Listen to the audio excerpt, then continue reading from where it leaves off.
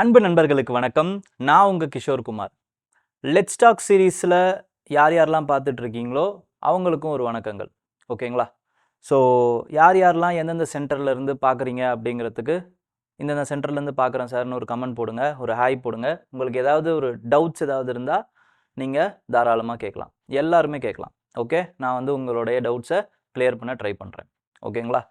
So இப்போ பார்த்தீங்கன்னா இந்த TNT series is what to say, unfortunately it is a recorded session because நம்மளுக்கு எப்படி இருக்கும், என்ன மாதிரி இந்த வெதர் கண்டிஷன்ஸ்லாம் எப்படி இருக்கும்னு தெரியாததுனால நம்ம ரெக்கார்ட் பண்ணிடுறோம். ஓகேங்களா? ஸோ இப்போது டிஎன்டி செஷனில் இந்த வாரம் நம்ம என்ன பார்க்க போகிறோம் அப்படின்னு பார்த்தீங்கன்னா, with respect to November 23, 24, 25 and 26 இதை நம்ம பார்க்க போகிறோம். இந்த டேட்ஸில் இருக்கக்கூடிய கரண்ட் அஃபேர்ஸை நம்ம we are going to see. ஓகேங்களா? ஸோ ஃபஸ்ட்டு நம்ம வழக்கம் போல் பாலிட்டி எடுத்துடலாம். பாலிட்டியில் இந்த வாரம் கொஞ்சம் என்ன அப்படின்னு பார்த்தீங்கன்னா ஸ்பெஷல். ஏன்னா this is the 75th constitutional day. ஓகேங்களா? கான்ஸ்டிடியூஷன் அடாப்ட் பண்ணி 75 இயர்ஸ் ஆயிருக்கு. ஓகேங்களா? So this is somewhat special for us. So இதனால் கான்ஸ்டிடியூஷன் பற்றின நிறைய விஷயங்கள் வந்து இந்த வாட்டி வந்து ஆர்டிகல்ஸாக நிறைய வந்தது. அதில் ஹேண்ட் பிக் பண்ணி உங்களுக்கு என்னென்னலாம் தேவையோ with respect to the question, with respect to the UPSC, TNPSC என்ன தேவையோ அதை மட்டும் ஹேண்ட் பிக் பண்ணி கொண்டு வந்திருக்கேன். ஸோ அதில் ஹிஸ்டாரிக்கல் அண்டர்பின்னிங்ஸ் அப்படிங்கிற அந்த டாபிக் இருக்குது பார்த்தீங்களா, அது வந்து ஒரு மாதிரியான வேகான ஏரியாங்க. நம்மளால் அதை சரியாக படிக்க முடியாது. கான்ஸ்டிடியூஷன் எப்படி தோன்றுச்சு அப்படிங்கிற அந்த ஃபஸ்ட்டு சப்ஜெக்டை நம்ம படிக்க மாட்டோம் அந்த சாப்டரை. ஸோ அதெல்லாம் இதில் இந்த கான்ஸ்டிடியூஷன் என்னென்னலாம் பண்ணாங்க, எப்படிலாம் டிபேட்ஸ் நடந்தது, இதெல்லாம் கொஞ்சம் பார்க்கும்போது it will kick start our preparation. ஓகேங்களா? இன்னும் கொஞ்சம் எந்தூசியாசமாக படிக்க ஆரம்பிப்போம். இப்படியெல்லாம் நடந்திருக்கா, இவ்வளோ சூப்பராக டிபேட் பண்ணியிருக்காங்களா, இப்படிலாம் நம்ம பார்க்கலாம். ஓகேங்களா? ஸோ இதோட டைம் லைன் இங்கே கொடுத்துருக்காங்க. ஓகேங்களா? டைம் லைன் கொடுத்துருக்காங்க. இதுக்கு அடுத்த இதில் டைம் லைன் கொடுத்துருப்பாங்கன்னு நினைக்கிறேன். இதில் என்ன பண்ணியிருக்காங்க அப்படின்னு பார்த்தீங்கன்னா, it is with respect to the foundational document. எப்படி ஒரு ஃபவுண்டேஷனல் டாக்குமெண்ட் வந்து உருவாச்சு அப்படிங்கிறத கொடுத்துருக்காங்க. So November 26, 2024 November 26, 2024 marks the 75th Constitutional Day. இந்த கான்ஸ்டிடியூஷனல் டேங்கிறது ஃபஸ்ட்டு எப்போ வந்து அடாப்ட் பண்ணுறாங்க அப்படின்னு பார்த்தீங்கன்னா 2015 தான் ஃபஸ்ட்டு அடாப்ட் பண்ணுறாங்க. This was also coincided with the 125th birth anniversary of doctor B R Ambedkar. ஓகேங்களா? 2015 அப்போது இப்போ தொடர்ந்து நம்ம 9 இயர்ஸாக கொண்டாடிக்கிட்டு இருக்கோம். ஓகேங்களா? இந்த கான்ஸ்டிடியூஷன் டேவை. ஸோ கான்ஸ்டிடியூஷன் அசம்பிளி வந்து அடாப்ட் பண்ணும்போது எவ்வளவு நாள் எடுத்துக்கிட்டாங்க அப்படின்னு பார்த்தீங்கன்னா, there are some magical numbers. 2 years 11 months 17 days. 2 years 11 months 17 days. Sir இதெல்லாம் ஞாபகம் வச்சுக்கணுமா? தேவையில்ல, தோராயமாக வந்து ஒரு கிட்டத்தட்ட 3 வருஷம் பண்ணாங்க அப்படிங்கிறத ஞாபகம் வச்சுக்கோங்க. கான்ஸ்டிடியூஷன் கிட்டத்தட்ட 3 வருஷம் ஆயிடுச்சு. Okay, next adopted on November 26, 1949. இந்த டேட் உங்களுக்கு கன்ஃபார்மாக தெரியணும். ஓகேங்களா? கன்ஃபார்மாக உங்களுக்கு இந்த டேட் தெரியணும். adopted of the constitution. இது எங்கே இருக்குது, இந்த டேட்டே எங்கே இருக்குது? It is present in our preamble of the constitution. ஓகேங்களா? ப்ரியாம்பிள்லேயே இந்த டேட் இருக்குது. ஃபஸ்ட் டைம் வந்து எப்போ கூடுது, நம்மளுக்கு சுதந்திரம் வாங்குறதுக்கு முன்னாடியே கான்ஸ்டியூஷன் அசம்பிளி வந்து கூடிடுச்சு. ஓகேங்களா? ஃபஸ்ட்டு எப்போ கூடுது? டிசம்பர் 9, 1946 கூடிடுது. டிசம்பர் 9 தான் ஃபஸ்ட்டு கான்ஸ்டியூஷன் அசம்பிளி கூடின டைம். அப்போவே என்ன பண்ணுறாங்க அப்படின்னு பார்த்தீங்கன்னா, constitution assembly elect Sachchidananda Sinha the oldest parliamentarian. அந்த டைமில் கண்ட்ரியில் இருந்த ஓல்டஸ்ட் பார்லிமெண்டேரியன் யார் அப்படின்னு பார்த்தீங்கன்னா சச்சிதானந்த சின்ஹா தான். ஓகேங்களா? இது வந்து என்ன மாதிரியான ட்ரெடிஷன் அப்படின்னா, ஃப்ரெஞ்சு ட்ரெடிஷனை நம்ம ஃபாலோ பண்ணோம். இப்பயுமே அதுதான் ஃபாலோ பண்ணுறோம். For எலெக்டிங் ப்ரோடேர்ம் speaker. ப்ரோடேர்ம் ஸ்பீக்கருக்கு யார் வந்து ரொம்ப முதுமையான பார்லிமெண்டேரியனோ, நிறைய வாட்டி யார் வந்து எலெக்ட் ஆகிருக்காங்களோ, வயசில் யார் பெரியவரோ அவங்கள தான் நம்ம என்ன பண்ணுறோம் அப்படின்னு பார்த்தீங்கன்னா ப்ரோடேர்ம் ஸ்பீக்கராக அறிவிக்கிறோம். அது எதுலேருந்து வருது? ஃப்ரெஞ்ச் ட்ரெடிஷன்லேருந்து வருது. அதே தான் இங்கேயும் பண்ணியிருக்காங்க. சச்சிதானந்த சின்ஹா தான் first elected temporary chairman of the constituent assembly. Sir இதெல்லாம் ரொம்ப முக்கியமா, இந்த ஃபேக்ட்லாம் ரொம்ப முக்கியமான்னு கேட்டிங்கன்னா ரொம்ப ரொம்ப முக்கியம். எப்படி ஒரு ஃபேக்ட் ரொம்ப முக்கியமாகுதுன்னா அது எப்படி ப்ரீவியஸ் இயர் கொஸ்டினில் கேட்கப்பட்டிருக்குங்கிறத பொறுத்து தான் ஃபேக்ட் முக்கியமாகுது. ஓகேங்களா? இதெல்லாம் நம்ம சும்மா சாதாரணமாக போகிற போக்கில் படிச்சுட்டு போன ஃபேக்டாக இருந்திருக்கலாம். 2024ல் இந்த ஃபேக்ட் அப்படியே கேட்டான். ஓகேங்களா? அப்போது இந்த மாதிரியான ஃபேக்டும் தேவை அப்படிங்கிறது இதிலிருந்து நம்மளால் கண்டுபிடிக்க முடியும். 2024ல் who was the provincial president of Constituent Assembly before Dr. Rajendra Prasad took charge அப்படின்னு கேட்டிருக்காங்க. It is none other than doctor Sachchidananda Sinha. D is the answer. ஓகேங்களா? இது உங்களோட லக்ஷ்மிகாந்த்லேயே கூட இருக்குது. ஓகேங்களா சார், இதெல்லாம் இப்படி படித்தாதான் ஞாபகம் இருக்குமா அப்படின்னா it is for brushing your memory. நீங்கள் ஆல்ரெடி லக்ஷ்மிகாந்தை படிச்சிருந்தீங்கன்னு வச்சுக்கோங்க, இந்த மாதிரியான ஆர்டிகல்ஸ் படிக்கும்போது உங்களுக்கு இன்னும் யூஸ்ஃபுல்லாக இருக்கும். It will brush your memory. Okay, next வந்து ப்ரிலிமினரி பிஸ்னஸ் என்ன ஃபஸ்ட்டு அப்படின்னு பார்த்தீங்கன்னா to elect the permanent president first, அதுக்கப்புறம் ரூல்ஸ் ஆஃப் பிஸ்னஸை வந்து ஃப்ரேம் பண்ணுறது. இந்த மாதிரி சில சின்ன சின்ன இம்பார்ட்டண்ட்டான ஃபஸ்ட்டு வந்து அந்த பிஸ்னஸ் ஆக்டிவிட்டீஸை பண்ணுறாங்க. ஓகேங்களா? முதல்ல ராஜேந்திர பிரசாத்தை எப்போ வந்து பிரசிடெண்ட்டாக எலெக்ட் பண்ணுறாங்க, டெம்பரரி பெர்மனன்ட் பிரசிடெண்ட்டாக எப்போ எலெக்ட் பண்ணுறாங்க அப்படின்னு பார்த்தீங்கன்னா December 11, 1946 தான் எலெக்ட் பண்ணுறாங்க டாக்டர் ராஜேந்திர பிரசாத்தை. ஓகேங்களா? நெக்ஸ்ட் அடுத்த இம்பார்ட்டண்ட்டான விஷயம் என்ன அப்படின்னா it is with respect to the moving of objective resolution. அது எப்போ நடக்குது? December 13th நடக்குது. ஓகேங்களா? December 13th, 1946. இந்த ரெண்டு டேட்டை மட்டும் ஞாபகம் வச்சுக்கோங்க. 11 கூட ஞாபகம் வச்சுக்க தேவையில்ல. அப்ஜெக்டிவ் ரெசல்யூஷனை பாஸ் பண்ணுறதுக்கு முன்னாடி கான்ஸ்டிடியூண்ட் அசம்பிளியோட பிரசிடெண்ட்டாக ராஜேந்திர பிரசாத்தை நியமிச்சிட்டாங்க அப்படிங்கிறத ஞாபகம் வச்சுக்கோங்க. அதுக்கப்புறமா தான் வந்து அப்ஜெக்டிவ் ரெசல்யூஷனை நேரு அவர்கள் பாஸ் பண்ணுறாரு. ஓகேங்களா? முன்மொழிகிறார். ஓகேங்களா? முதல்ல படிக்கிறார். அதில் என்ன டெக்ஸ்ட் இருக்குது அப்படின்னு பார்த்தீங்கன்னா it is to proclaim India independent sovereign republic. Independent sovereign republic. ஓகேங்களா? இதுதான் வந்து பிரியாம்பிளோடைய முன்னால் இருக்கக்கூடிய டெக்ஸ்ட். இதை தான் பிரியாம்பிளாக லைட்டாக மாடிஃபை பண்ணி மாற்றுறாங்க. அப்போ பிரியாம்பிளுக்கும் இதுக்கும் என்ன இதில் ஃபஸ்ட்டு டிஃப்ரெண்ட் இருக்குது அப்படின்னு பார்த்தீங்கன்னா இந்த இண்டிபெண்ட்ன்ற வேர்டு பிரியாம்பிளில் இருக்காது. ஏன்னா வந்து அப்ஜெக்டிவ் ரெசல்யூஷன் பண்ணும்போது இன்னும் நமக்கு சுதந்திரம் வாங்கலை நம்ம, அதனால் அந்த இண்டிபெண்ட்ன்ற வார்த்தை சேர்த்தோம். பிரியாம்பிள் அப்போ நமக்கு சுதந்திரம் கிடச்சிருச்சு, அதனால் இண்டிபெண்ட்ன்ற வார்த்தை தேவைப்படல. ஓகேங்களா? ஸோ அதனால் அதை ஞாபகம் வச்சுக்கோங்க. அப்போ அதுக்கு பதில் நம்ம என்ன இருக்குது, ஒரிஜினல் கான்ஸ்டிடியூஷனில் என்ன இருக்குது அப்படின்னு பார்த்தீங்கன்னா சாவரின் டெமோக்ராட்டிக் ரிபப்ளிக்னு இருக்கும். Sovereign democratic republic. The word democratic is missed in the objective resolution. அப்புறம் நம்ம 42nd amendmentல என்ன சேர்க்கிறோம் அப்படின்னு பார்த்தீங்கன்னா the word secular and socialist அப்படிங்கிற வார்த்தையை சேர்க்கிறோம். ஓகேங்களா? இன்டெகிரிட்டின்ற வார்த்தையும் சேர்க்கிறோம், பட் இந்த இடத்துல என்ன சேர்க்கிறோம் அப்படிங்கிறது. ஓகேங்களா? நெக்ஸ்ட் வந்து என்ன ஆகுது அப்படின்னு பார்த்தீங்கன்னா அமெண்ட்மெண்ட்ஸுக்கு டிஸ்கஷன்ஸ்லாம் நிறைய நடக்குது. Then what happens is with respect to some criticisms. இந்த கான்ஸ்டியூண்ட் அசம்பிளி வந்து சில பேரால் கிரிட்டிசைஸ் பண்ணப்படுது. அதில் இம்பார்ட்டண்ட்டான ஆள் யாருன்னு பார்த்தீங்கன்னா வின்சென்ட் சர்ச்சில் அவர்களால் வந்து கிரிட்டிசைஸ் பண்ணப்படுது. என்னென்னா it is not a representative body of all communities. It is what to say overwhelmed by the Hindu community அப்படின்ட்டு வந்து வின்சென்ட் சர்ச்சில் அவர்கள் வந்து கிரிட்டிசைஸ் பண்ணுறாங்க கான்ஸ்டியூண்ட் அசம்பிளியை. அதுக்கு ராஜேந்திர பிரசாத் அவர்களுடைய பதில் என்ன இருக்குது அப்படின்னு பார்த்தீங்கன்னா இப்போ 210 பேர் வந்து அட்டன் பண்ணுறீங்க அப்படின்னா 210 பேர் இப்போ ரியல் டைமில் அட்டன் பண்ணியிருக்கீங்க. உங்களே எவ்வளோ பேர் வந்து இருக்காங்க, எவ்வளோ ரெப்ரசன்டேட்டிவ்ஸ் இருக்காங்க பாருங்கள். இந்துஸ் இருப்பாங்க, அதுலேயே இந்துஸ்குள்ளேயே வந்து ஷெட்யூல் கேஸ்ட்டுக்கு, ஷெட்யூல் ட்ரைப்ஸுக்கு, அதுக்கப்புறமா வந்து சீக் கம்யூனிட்டி இருக்காங்க. ஓகேங்களா? அதுக்கப்புறமா வந்து முஸ்லீம்ஸ் இருக்காங்க, கிறிஸ்டியன்ஸ் இருக்காங்க, பார்சிஸ் இருக்காங்க. ஸோ இவங்க எல்லாருமே இருக்காங்க. ஆங்கிலோ இண்டியன் கம்யூனிட்டி இருக்காங்க, ரெப்ரசன்ட் பண்ணியிருக்காங்க. Then how can you tell that this body is dominated by Hindus?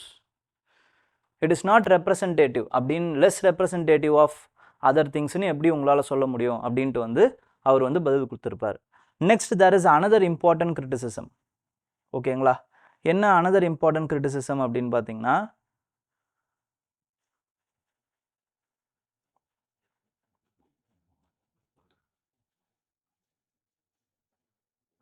அந்த கிரிட்டிசிசமை பார்க்கறதுக்கு முன்னாடி இந்த அப்ஜெக்டிவ் ரெசல்யூஷன் எப்போ பாஸ் ஆச்சுங்கிறதையும் பார்த்துக்கோங்க. ஓகேங்களா? செகண்ட் செஷனில் தான் பாஸ் ஆகுது. ஃபஸ்ட்டு செஷனில் வந்து அதை நேரு அவர்கள் படிக்கிறாரு. ஓகேங்களா? ஃபஸ்ட்டு செஷன் வந்து டிசம்பர் 25க்கு முன்னாடியே வைண்ட் அப் ஆகிடுது பிகாஸ் ஆஃப் கிறிஸ்மஸ் அந்த மாதிரியான லீவ்ஸ்னால. ஓகேங்களா? செகண்ட் செஷன் எப்போ உருவாகுது அப்படின்னு ஃபார்ம் ஆகுது அப்படின்னு பார்த்தீங்கன்னா அரவுண்ட் ஒரு 23rd ஜான்வரி அப்படி ஆகுது. Then it was past in 23rd January 1947.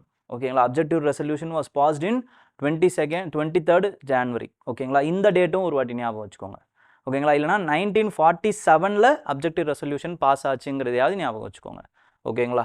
ஏன்னா வந்து டைம் லைன் சில நேரங்களில் கேட்குறாங்க அப்படின்னா இதெல்லாம் யூஸ் ஆகும். Okay, next is with respect to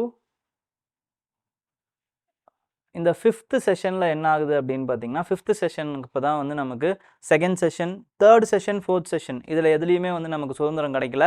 5th செஷனில் வி காட் அவர் இண்டிபெண்டன்ஸ். இதில் தான் நம்மளுடைய நம்ம ஃபஸ்ட்டு பிரைம் மினிஸ்டரான ஜவஹர்லால் நேரு அவர்கள் அவரோட ஃபேமஸ் ஸ்பீச் ஆனால் ட்ரைஸ்ட் வித் டெஸ்டினி அப்படிங்கிற அந்த ஸ்பீச்சை வந்து பேசுகிறாரு.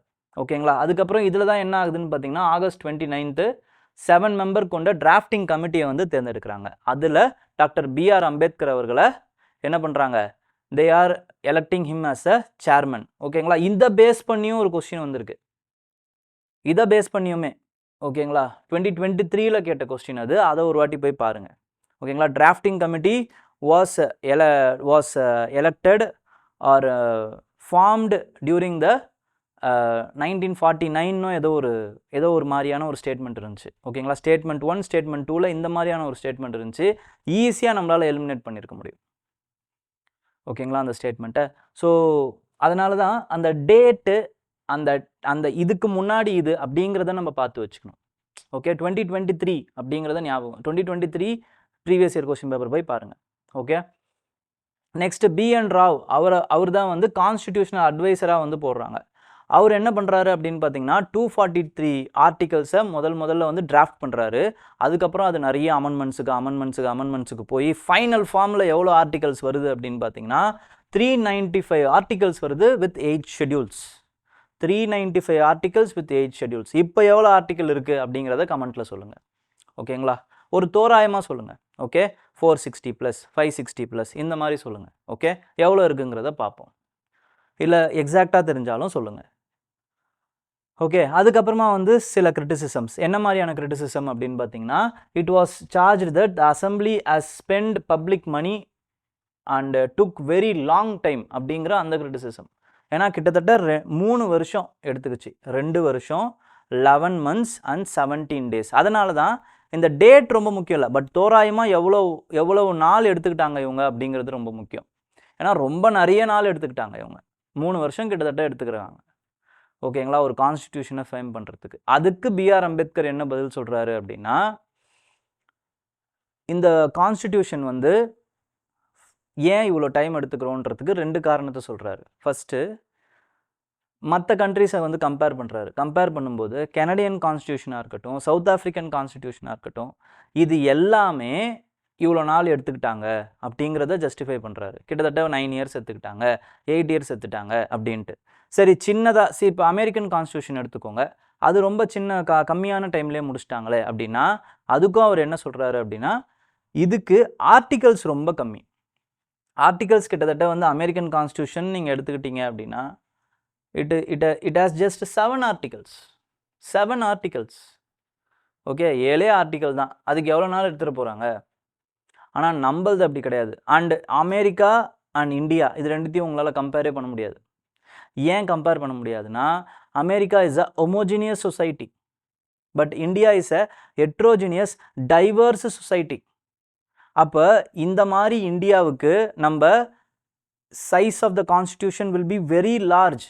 அதுக்கு ஒவ்வொரு ஆர்டிகளையும் பார்த்து நம்ம பண்ணால் மட்டும்தான் நம்மளால் எல்லா ஆஸ்பிரேஷன்ஸாக இருக்கக்கூடிய எல்லா மக்களுடைய ஆஸ்பிரேஷன்ஸையும் நம்மளால் தீர்க்க முடியும். ஏன்னா ஒரு நல்ல கான்ஸ்டிடியூஷனுடைய அந்த அளவுகோல் என்ன தெரியுமா?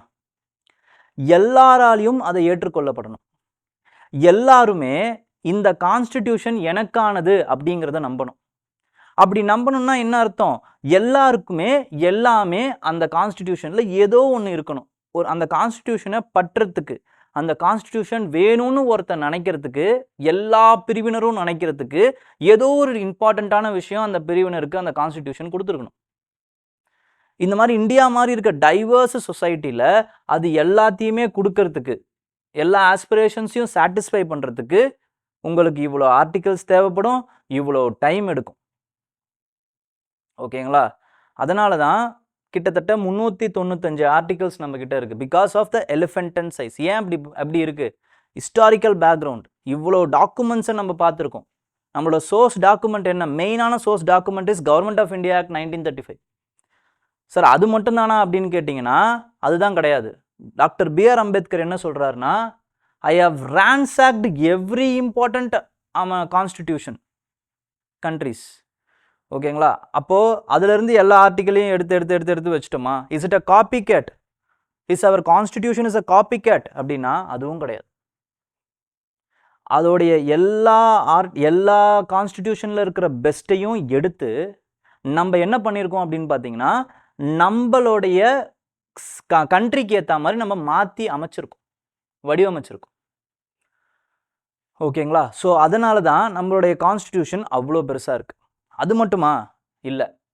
நம்மளுடைய ஹெட்ரோஜினியஸ் சொசைட்டி, டைவர்ஸ் சொசைட்டி, அதுக்கப்புறம் நம்மளோட ஃபெடரல் நேச்சர், நம்ம என்ன பண்ணியிருக்கோம்? சென்டருக்கும் கொடுத்துருக்கோம் ப்ரொவிஷன், ஸ்டேட்டுக்கும் இதிலேயே கான்ஸ்டிடியூஷனில் ப்ரொவிஷன் கொடுத்துருக்கோம். சென்ட்ரல் ஸ்டேட் ரிலேஷன்ஸை நம்ம பேசியிருக்கோம் கான்ஸ்டிடியூஷன்லேயே.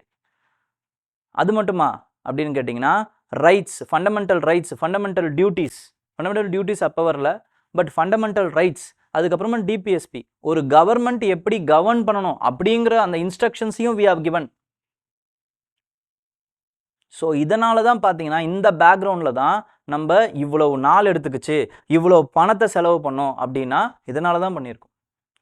ஓகேங்களா? So it has been well justified by அவர்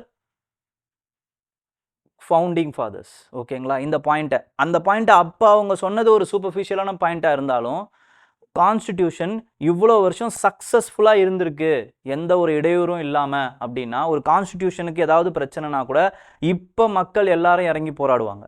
அதுதான் அந்த கான்ஸ்டிடியூஷனுடைய வெற்றி. அவங்க அவ்வளோ நாள் எடுத்துக்கிட்டதோடைய பலன் நம்ம இப்போ பார்க்கலாம். ஓகேங்களா? ஸோ இதையும் நம்ம ஞாபகம் வச்சுக்கலாம். நெக்ஸ்ட் வந்து என்ன அப்படின்னு பார்த்தீங்கன்னா,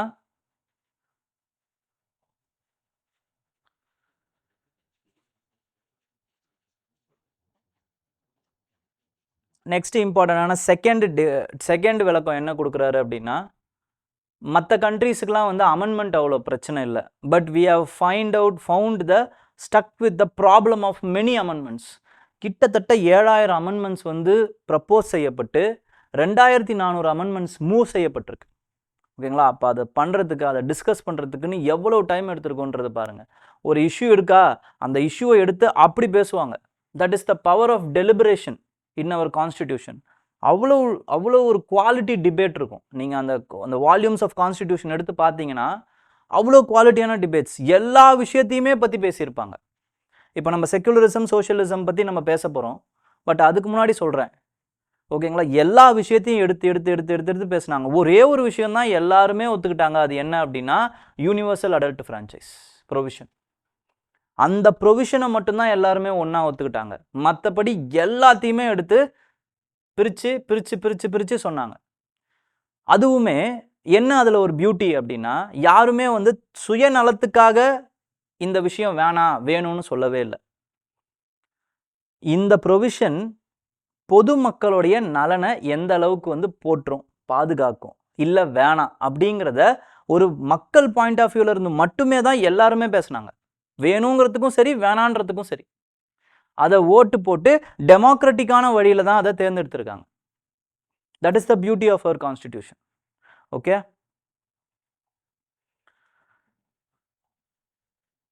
next is with respect to feminist ideology in the discourse. So அதை பார்க்கறதுக்கு முன்னாடி we will see some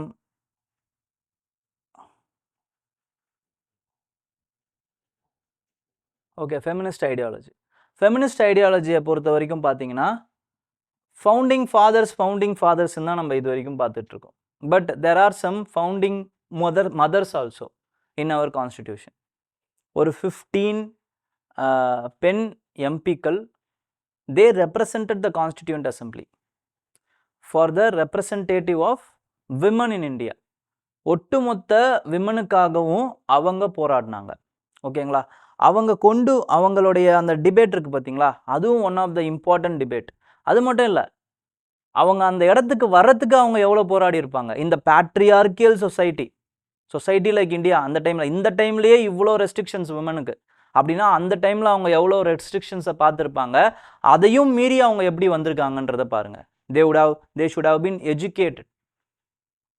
அவங்க எல்லா அந்த பேட்ரியார்கியல் மைண்ட் செட்டில் இருந்தும் அவங்க வெளில வந்திருக்கணும். they should have fought every day. they would have been ridiculed by their real relatives itself. இதையெல்லாம் மீறி they would have fought for the women, feministic ideas. அவங்க அந்த ஒரு கொண்ட கொள்கையில் உறுதியாக இருந்திருக்காங்க. then they represented them in the Constituent Assembly. this itself a great feat. But இதோட அவங்க நிற்கலை. கான்ஸ்டிடியூண்ட் அசம்பிளியில் என்னென்ன மாதிரியான அந்த டிபேட்ஸ், குவாலிட்டி டிபேட்ஸ் அவங்க பண்ணாங்க. சில விஷயங்கள்லாம் ரொம்ப மலைப்பாக இருக்குங்க. இந்த இடத்த பாருங்கள். ஓகேங்களா? இந்த தாட்டே வந்து செமையாக இருக்கும். ஓகேங்களா? the constitution is drafted not just by the consent of the women but also by their will. இந்த மாதிரிலாம் கொஸ்டின் வந்து கேட்கறதுக்கு வாய்ப்பு இருக்குது. இல்லை நீங்கள் இதை சென்டென்ஸாக எழுதலாம், கன்க்ளூஷனில் எழுதலாம். ஓகேங்களா? ஃபெமினிஸ்டிக் ஐடியாலஜிஸ் கான்ஸ்டியூஷனில் என்ன இருக்குது? சோஷியாலஜி படிக்கிறவங்களுக்கு இது ரொம்ப யூஸ்ஃபுல்லாக இருக்கும். இன் பர்டிகுலர் ஜென்ரலாகவும் வந்து ஃபெமினிசம் கான்ஸ்டியூஷன் இல்லைனா விமன் கான்ஸ்டியூஷன்ற அந்த டாபிக் ஏதாவது கேட்குறாங்க, இல்லைனா எஸ்ஏல ஏதாவது நீங்கள் எழுதலாம் அப்படின்னா இந்த மாதிரியான வேர்ட்ஸை நீங்கள் எழுதலாம். ஓகேங்களா? ஆனால் இந்த இதிலே என்ன சொல்கிறாங்கன்னு பார்த்தீங்கன்னா, there is a balance or take over, இல்லைனா என்ன சொல்கிறது, there is a புரிந்துணர்வு அப்படின்னு கூட சொல்லலாம். ஓகேங்களா? இல்லைனா வந்து there is a dilemma. ஓகேங்களா? என்ன டைலமா அப்படின்னா, in the public sphere the women of India has been given fundamental ரைட்டை பப்ளிக் ஸ்பியரில் கொடுத்துட்டாங்க. பட் அவங்களுடைய டொமஸ்டிக் லைஃப்பில் அவங்களுக்கான அந்த social freedom, economic freedom, equality இதெல்லாம் கொடுக்கல. கான்ஸ்டிடியூஷன் மேக்கர்ஸே கொடுக்க தவறிட்டாங்க. So this is the compromise which they have made first of all. ஓகேங்களா? Indian women are constituent women ரெண்டு பேருமே வந்து அந்த காம்ப்ரமைஸை எங்கே அமைக்கிறாங்க ஃபர்ஸ்ட் இனிஷியலாக அப்படின்னு பார்த்தீங்கன்னா, இந்த இடத்துல தான். அட்லீஸ்ட் பொலிட்டிக்கல் லைஃப்பில், சோஷியல் பப்ளிக் ஸ்பியர்லையாவது இவங்களுக்கு ஃபண்டமெண்டல் ரைட்டை உறுதி செய்யப்படும். பட் டொமஸ்டிக் லைஃப்பில் இன்னும் அவங்க அப்படியே தான் இருப்பாங்க. ஓகேங்களா? அந்த டைமில் ஏன் அப்படி சொல்கிறோம் அப்படின்னா, யூனிஃபார்ம் சிவில் கோட் ஒத்துக்கப்படலை. ஓகேங்களா? அதையும் டிபிஎஸ்பியில் சேர்த்துட்டாங்க ஆக்சுவலாக. நெக்ஸ்ட்டு வந்து நம்மளுடைய அந்த ரிலீஜியன் இருக்குல்ல, ரிலீஜியஸ் பிலீஃப், ரைட் டு, அதாவது வந்து there is a word here, it is which is so beautiful. okay, which is free practice of women, free practice of religion, free practice of religion, freedom of religious worship னு மாற்ற சொல்லி கேட்டிருந்திருக்காங்க. ஓகேங்களா? யார் அப்படின்னா ஹன்சா மேத்தா அப்புறம் அம்ரித் கவுர், இவங்க ரெண்டு பேரும். ஏன்? Because there are some redundant practices. freedom of faith of religion அப்படின்னும் பொழுது என்னோட ரிலீஜியஸ் ஃபெய்த் வந்து நிறைய தேவையில்லாத ரிலீஜியஸ் டாக்மேட்டிசமை வளர்த்துருக்கு. விமனுக்கு எதிரான பல பழக்கங்களை வந்து இது ரிலீஜியன் பேரால் திணிச்சிருக்காங்க. இது உனக்கு ரிலீஜியஸாக வந்து இதை செய்யணும் அப்படின்ட்டு. அப்போ அதை திருப்பி வந்து ரிவைவ் பண்ணிடுவாங்களோ ரிலீஜியஸ் ஃபெய்த்தை ஃபாலோ பண்ணுறன்ற பேர்லன்னு அவங்களுக்கு ஒரு பயம். For example, there are some laws like widow remarriage act, Sarda act அப்படிங்கிறது சைல்டு மேரேஜ் ஆக்ட். ஓகேங்களா? சைல்டு மேரேஜ் ஆக்ட் பண்ணக்கூடாது. there is a minimum age limit which was fixed by the Sarda act. அதுக்கப்புறம் abolition of சதி, இதெல்லாம் திருப்பி revive பண்ணிட்டாங்கன்னா அப்படிங்கிற ஒரு பயம். ஓகேங்களா? see how unequal our society was and is now also. Okay, next வந்து சில அதே மாதிரியே வந்து ரிலீஜியனுங்கிற பேரில் பர்தா சிஸ்டம், பாலிகேமி, இதெல்லாமும் திணிக்கப்பட்டிருக்கு விமன் மேலே. ஓகேங்களா, இதெல்லாமும் அன்ஃபேர் ப்ராக்டிசஸ் தான். ஓகே, ஸோ அதில் என்ன அப்படின்னு பார்த்தீங்கன்னா, இந்த லைன் ஒரு சூப்பரான லைனுங்க. A disheartening chapter in the life of Indian Republic is the men's right to religion. The men's right to religion conquered the women's right to equality and dignity. ஓகேங்களா, மென்னுடைய right to religion இருக்குல்ல, it was given more preference to over women's equality and dignity in the Indian republic also. But அதை நம்ம change பண்ணுறதுக்கு தான் போராடிக்கிட்டு இருக்கோம். ஓகேங்களா, கொஞ்சம் கொஞ்சமாக women is also conquering the spheres, public spheres. Okay, public spheres and power centres கொஞ்சம் கொஞ்சமாக பண்ணிகிட்டு இருக்காங்க. But they have to go far. அதில் ஃபஸ்ட்டு இம்பார்ட்டண்ட்டான வழி என்ன அப்படின்னா, by gaining 33% of the reservation in the MPs and MLAs.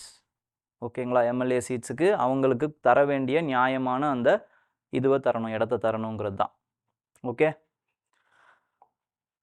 So next is with respect to the word socialist and secular. Secular and socialist அது கான்ஸ்டிடியூஷனில் தேவையா? Is it a fraud of constitution? ஏன்னா initially the word socialist or secular அப்படிங்கிற வார்த்தை இல்லை.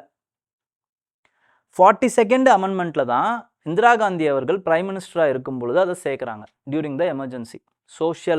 Socialist and secular principle. So இது இடைச்சொருகளாக இருக்கிறதுனால it is a fraud of constitution 2020 ஒருத்தர் வழக்கு போடுறாரு. அந்த நபர் யாருங்கிறதுலாம் நமக்கு தேவையில்லை. But chief justice of India என்ன சொல்கிறாரு அப்படின்னு பார்த்தீங்கன்னா, சி த வேர்டு செக்குலர் அப்படின்னா என்ன அர்த்தம்னா, it upholds equal respect for all religion in the Indian republic. Equal respect for all religions. The word socialist அது என்ன சொல்லுது அப்படின்னா, it is dedicated to eliminating of all forms of exploitation. எக்ஸ்ப்ளாய்டேஷனை எல்லா ஃபார்ம்லேருந்தும் நீக்கிறது. Social, political, economic எல்லா forms of எக்ஸ்ப்ளாய்டேஷன்லேருந்தும் நீக்கணும் first. Second, secular அப்படிங்கிறது equal respect to all religion. So word secular and socialist அப்படின்றத தனியாக சேர்த்தாங்க அப்படிங்கிறதுனால நீங்கள் வேணான்னு சொல்கிறீங்க. பட் ப்ரியாம்பிளே பார்த்தீங்க அப்படின்னா it has been added after the enactment of the constitution. Last பார்ட்டில் தான் ஆட் பண்ணுறாங்க. அது எதுக்கு? It is a collective goal, overall representative charter, it is an address of the constitution. அவ்வளோதான், தட்ஸ் ஆல். கான்ஸ்டிடியூஷனுக்கு உள்ள நீங்கள் போய் படிக்கிறதுக்கு முன்னாடி இட் இஸ் அ ப்ரிஃபேஸ். என்ன இந்த புக்கில் கொடுத்துருக்காங்க, என்ன இந்த புக்கு வந்து it is an objective document.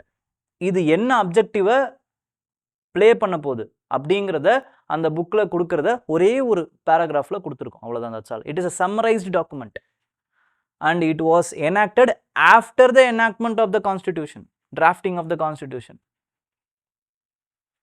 And Supreme Court has said that preamble is an inalienable part of the constitution. So Supreme Court has said that preamble is a part of constitution. It is a part of constitution actually. And it has also said that it can be amended. It can be changed using article 368. 368 ஆர்டிக்கலை வச்சு நீங்கள் ப்ரியாம்பிளை, முகப்புரையை உங்களால் மாற்ற முடியும். அது கான்ஸ்டிடியூஷனில் ஒரு பகுதி தான் அப்படிங்கிறத சொல்லியிருக்காங்க. பட் அதே இதில் என்ன சொல்லியிருக்காங்க அப்படின்னா, நீங்கள் மாற்றலாம், சேர்க்கலாம், ஆனால் பேசிக் பார்ட் ஆஃப் த கான்ஸ்டிடியூஷனை எடுக்க முடியாது. அதுதான் அங்கே விஷயம். கேசவனந்த பாரதி கேஸில் என்ன சொல்கிறாங்க அப்படின்னா, April 24th, 1973 is the judgment which the Kesavananda Bharati case arrived. அதில் supreme court has ensured the basic structure of the constitution. Basic structure டாக்டரின்ங்கிறத அதில் சொல்கிறாங்க. அப்படின்னா என்ன அர்த்தம்? நீங்கள் என்ன ஒன்றாலும் சேஞ்ச் பண்ணுங்கள், எல்லாத்துக்கும் உங்களுக்கு உரிமை இருக்குது. ஆர்டிகல் 368 படி எந்த ப்ரொவிஷன் ஒன்றாலும் சேஞ்ச் பண்ணலாம், accept You can't touch the cornerstones, values of the core values of the constitution, which are basic structure to the constitution. அதை மட்டும் உங்களால் மாற்றவே முடியாது. அந்த பேசிக் ஸ்ட்ரக்சரில் செக்குலரிசமும் ஒன்று அப்படிங்கிறத கேசவானந்த பாரதி கேஸ் சொல்கிறாங்க. கேசவானந்த பாரதி கேஸில் இல்லை, எஸ்ஆர் பொம்மை கேஸில் சொல்கிறாங்க. ஓகேங்களா? Next secularism. Famous of the constitution வந்து இந்த செக்குலரிசமையும் அதுக்கப்புறமா வந்து சோஷியலிசம் அப்படிங்கிற அந்த வார்த்தையும் இன்டென்ட் பண்ணல அப்படின்னு நீங்கள் நினச்சிங்கன்னா you are a fool actually. Okay, ஏன்னா தே ஹவ் கிவன் இம்ப்ளிசிட்லி அந்த பேக்ட்ராப் ஆஃப் த இது என்ன அப்படின்னு பார்த்தீங்கன்னா 2 important event which is a soul crushing event. அந்த பேக்ட்ராப்பில் தான் நம்ம வந்து கான்ஸ்டிடியூஷனே மேக் பண்ணுறோம். ஒன்று வந்து partition, second is world war 2. ஓகேங்களா? இது ரெண்டுமே என்ன ஆகுது அப்படின்னா ஒரு குரூப்பை எக்ஸ்க்ளூட் பண்ணுறதன் மூலமாக ஒரு ஹியூமன் ஆரர்ஸ் நடந்தது, அந்த பேக்ரவுண்டில் நடக்கக்கூடிய அந்த விஷயங்கள். ஓகேங்களா? இப்போது கேடி ஷான்னு ஒருத்தர் இருக்கார். He was a constituent assembly member, K T Shah. அவர் வந்து என்ன பண்ணுறாரு அப்படின்னா he insist that the word federal, secular, socialist இந்த 3 வார்த்தையுமே சேர்த்துருங்க அப்படிங்கிறாரு. கான்ஸ்டியூஷன் அசம்பிளி மீட்டிங்கில் இந்த டிபேட்டில் இது நடக்குது. Kindly add these words. ஏன்னா future generation should not misunderstand or miscomprehend these words. இது இல்லைன்னு நினச்சிடக்கூடாது, அதனால் சேர்த்துருங்க. ஆர்டிக்கல் 1ல சேருங்கன்றார். அதுவும் not in preamble also. Article 1லேயே article 1 says that India, that is Bharat, is a union of states. அந்த யூனியனுக்கு பதில் ஃபெடரல்னு சேருங்க. ஃபெடரல் சோஷியல் செக்யூலர் ஸ்டேட் அப்படின்னு சேருங்கன்றார். அதுக்கு பிஆர் அம்பேத்கர் என்ன சொல்கிறாரு அப்படின்னா ஃபெடரலிசம் அப்படிங்கிற அந்த இதுக்கு ஃபெடரல்ன்ற வார்த்தை தேவை கிடையாது. ஏன்னா இட் இஸ் செப்பரேட்டட். ஃபெடரலிசம் நம்ம எதுக்கு கொடுத்துருக்கோம், சென்டர் ஸ்டேட்டுன்னு நம்ம ஏன் பிரிச்சிருக்கோம் அப்படின்னா for administrative convenience. It is a holistic union of one India அப்படிங்கிற அந்த ஒரு டெரிட்டோரியல் இன்டெகிரிட்டி இருக்குல்ல, அதோட இன்டெகிரிட்டி இஸ் ஹோல். சின்ன சின்ன ஸ்டேட்ஸ் வந்து ஒன்றா சேர்ந்து சாவரனிட்டியை பூல் பண்ணி செக்யூரிட்டிக்காக ஒன்று சேர்ந்த மாதிரி ஆன ஸ்டேட் கிடையாது. யுனைடெட் ஸ்டேட்ஸ் மாதிரியான ஸ்டேட்ஸ் கிடையாது. நம்ம அதுக்கு தான் ஃபெடரல் பிரின்சிபல் ரொம்ப இம்பார்ட்டண்ட். நம்ம எதுக்காக இந்த ஃபெடரலிசம் கொடுக்குறோம்? Because of the diversity, because of the administrative convenience we are giving federal structure. அதனால தான் we are federal with unitary bias. Centre வந்து ரொம்ப ஸ்ட்ராங்காக இருக்கிறதுக்கு காரணம் என்ன அப்படின்னு பார்த்தீங்கன்னா because of this provision. Because we are consider as union, ஒரே இடம், ஒரே நிலப்பரப்பு. ஓகேங்களா? Union of states. சரி, வேர்டு செக்யூலர் அண்ட் சோஷியலிஸ்டிக் ஏன் சார் சேர்க்கல? செக்யூலர் அண்ட் சோஷியலிஸ்டிக் சேர்க்காததுக்கு 2 ரீசன் சொல்றாரு அம்பேத்கர். ஃபர்ஸ்ட் ரீசன், நீங்க எந்த ஒரு அந்த ஃபார்ம் ஆஃப் கவர்மெண்ட் இருக்குல்ல, அந்த ஃபார்ம் ஆஃப் கவர்மெண்ட் மேலே எனக்கு கவலையே கிடையாது. அந்த மக்கள், அந்த டைமில் இருக்க மக்கள் எந்த மாதிரியான கவர்மெண்ட்டை ஃபார்ம் பண்ணணுமோ ஃபார்ம் பண்ணிக்கலாம். அந்த கவர்மெண்ட் என்ன மாதிரியான பிரின்சிபலை, எக்கனாமிக் பிரின்சிபலை, சோஷியல் பிரின்சிபலை, பொலிட்டிக்கல் பிரின்சிபலை ஃபாலோ பண்ணணுமோ ஃபாலோ பண்ணிக்கலாம். That is there choice. அதில் அதுக்கு முன்கூட்டியே வரக்கூடிய கவர்மெண்ட் இந்த மாதிரியான பொலிட்டிக்கல் பிரின்சிபலை, இந்த மாதிரியான சோஷியல் பிரின்சிபலை, இந்த மாதிரியான எக்கனாமிக் பிரின்சிபலை தான் நீங்கள் ஃபாலோ பண்ணணும்னு சொன்னால் it is undemocratic. It is undemocratic. So அதனால் அதை நான் பண்ண மாட்டேன் அப்படிங்கிறாரு. Next, I am only concerned with how the organs of the state is working. அதுக்கு தான் இந்த கான்ஸ்டிடியூஷன். எக்ஸிக்யூட்டிவ், லெஜிஸ்லேச்சர், ஜுடிஷியரி அது எப்படி ஒர்க் ஆகுது, அதை எப்படி ஒர்க் பண்ண வைக்கலாம், எஃபிஷியண்ட்டாக எப்படி ஒர்க் பண்ண வைக்கலாம், அதுக்கு எப்படி செக்ஸ் அண்ட் பேலன்சஸ் கொடுக்கலாம், அதுக்கு மட்டும்தான் I am concerned. Not how the government is working. அதை அந்த பீப்புள் பார்த்துப்பாங்க, ஃபியூச்சர் ஜென்ரேஷன் பார்த்துப்பாங்க. So I am not going to include this concepts in the constitution itself first of all. Second, இப்போ உங்களுக்கு வந்து செக்குலர் பிரின்சிபல் வேணுமா? See article 14. Is it not secular? Equality கொடுத்துருக்கோம். See article 15 and 16. Discrimination on the based of religion, caste, sex இருக்கக்கூடாது அப்படின்னு சொல்லியிருக்கோம். C article 19. Sorry, C article 29 and 30. We have given rights to minorities. எல்லாமே secular பிரின்சிபலை சுற்றி தானே நடக்குது. And our secular is Indian secularism, which is respecting all the religion and giving principled distance from all the religion. Having principled distance. At the same time, securing the state's administrative rights over the religion. Tax எந்த ஒரு state வந்து எந்த ஒரு ரிலீஜனையும் தனியாக வந்து promote பண்ணுறதுக்காக டேக்ஸை வாங்கக்கூடாது. But ஃபீஸை ரெகுலேட் பண்ணலாம். We can regulate the problematic provisions in the religion like untouchability, sati. Religious reform பண்ணுறதுக்கு we have the power. அது எந்த ஒரு பாதிப்பும் ஏற்படுத்தாது. செக்குலரிசம் சால்வ் ஆயிடுச்சா? நெக்ஸ்ட் இங்க வாங்க, socialistic. See the DPSP principle. If the concentration of the wealth should not be there அப்படிங்கிற ப்ரொவிஷன், ஆர் கோஆப்ரேட்டிவ்ஸ் இருக்கணும் அப்படிங்கிற ப்ரொவிஷன், பஞ்சாயத்து இருக்கணும் அப்படிங்கிற provision, equitable distribution of wealth இருக்கணும் அப்படிங்கிற provision, it is not socialism na, then what is socialism nu kekrar. So the word socialism and secular, it has not been headlined in the constitution, but it is intrinsically present inside the constitution in articles, in the forms of articles. அப்படிங்கிறது தான் doctor B R Ambedkar அவர்களுடைய வாதம். அது article அந்த 42nd அமெண்ட்மெண்ட்டில் என்ன பண்ணியிருக்காங்க, explicit ஆக்கியிருக்காங்க. That's all. அண்ட் தென் அதுக்கப்புறமா வந்து ஜனதா கவர்மெண்ட் 44th கான்ஸ்டிடியூஷன் அமெண்ட்மெண்ட்டில் நிறைய விஷயங்களை மாற்றினாங்க. 42nd பண்ண விஷயத்தை நிறைய மாற்றுறாங்க. ஆனால் அவங்க கூட செக்குலர் அண்ட் சோஷியலிஸ்டிக்ன்ற வார்த்தை இருக்கட்டும்னு விட்டுறாங்க. ஓகேங்களா? So this is how the word social and secular became imbibed inside the constitution. Okay,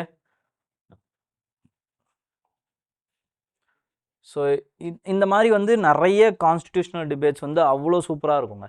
ஓகேங்களா? ஆனால் இது எல்லாத்தையுமே நம்ம உட்காந்து படிச்சுட்டு இருக்க முடியாது. பட் இந்த மாதிரி ஆர்டிகல்ஸ் வரும் பொழுது we can enjoy it. ஓகேங்களா? நெக்ஸ்ட் வந்து இந்தியாவுடைய urban infrastructure financing needs. So there is another problem with respect to, இதை வந்து நம்ம எதில் பார்க்கலாம், கவர்னன்ஸில் பார்க்கலாம். ஓகேங்களா? ULB bodies, urban local bodies, governance, urban local governance. Okay, இதை பொறுத்த வரைக்கும் பார்த்தீங்கன்னா இந்தியாவுடைய urban population has increased from 400 million in the last decade to 800 million urban population. இப்போ 40 crore-லேருந்து 80 crore வந்துட்டாங்களாம். ஓகேங்களா? வர போகிறாங்க ஆக்சுவலாக. Okay, over the next 3 decades they are going to become 80 crores.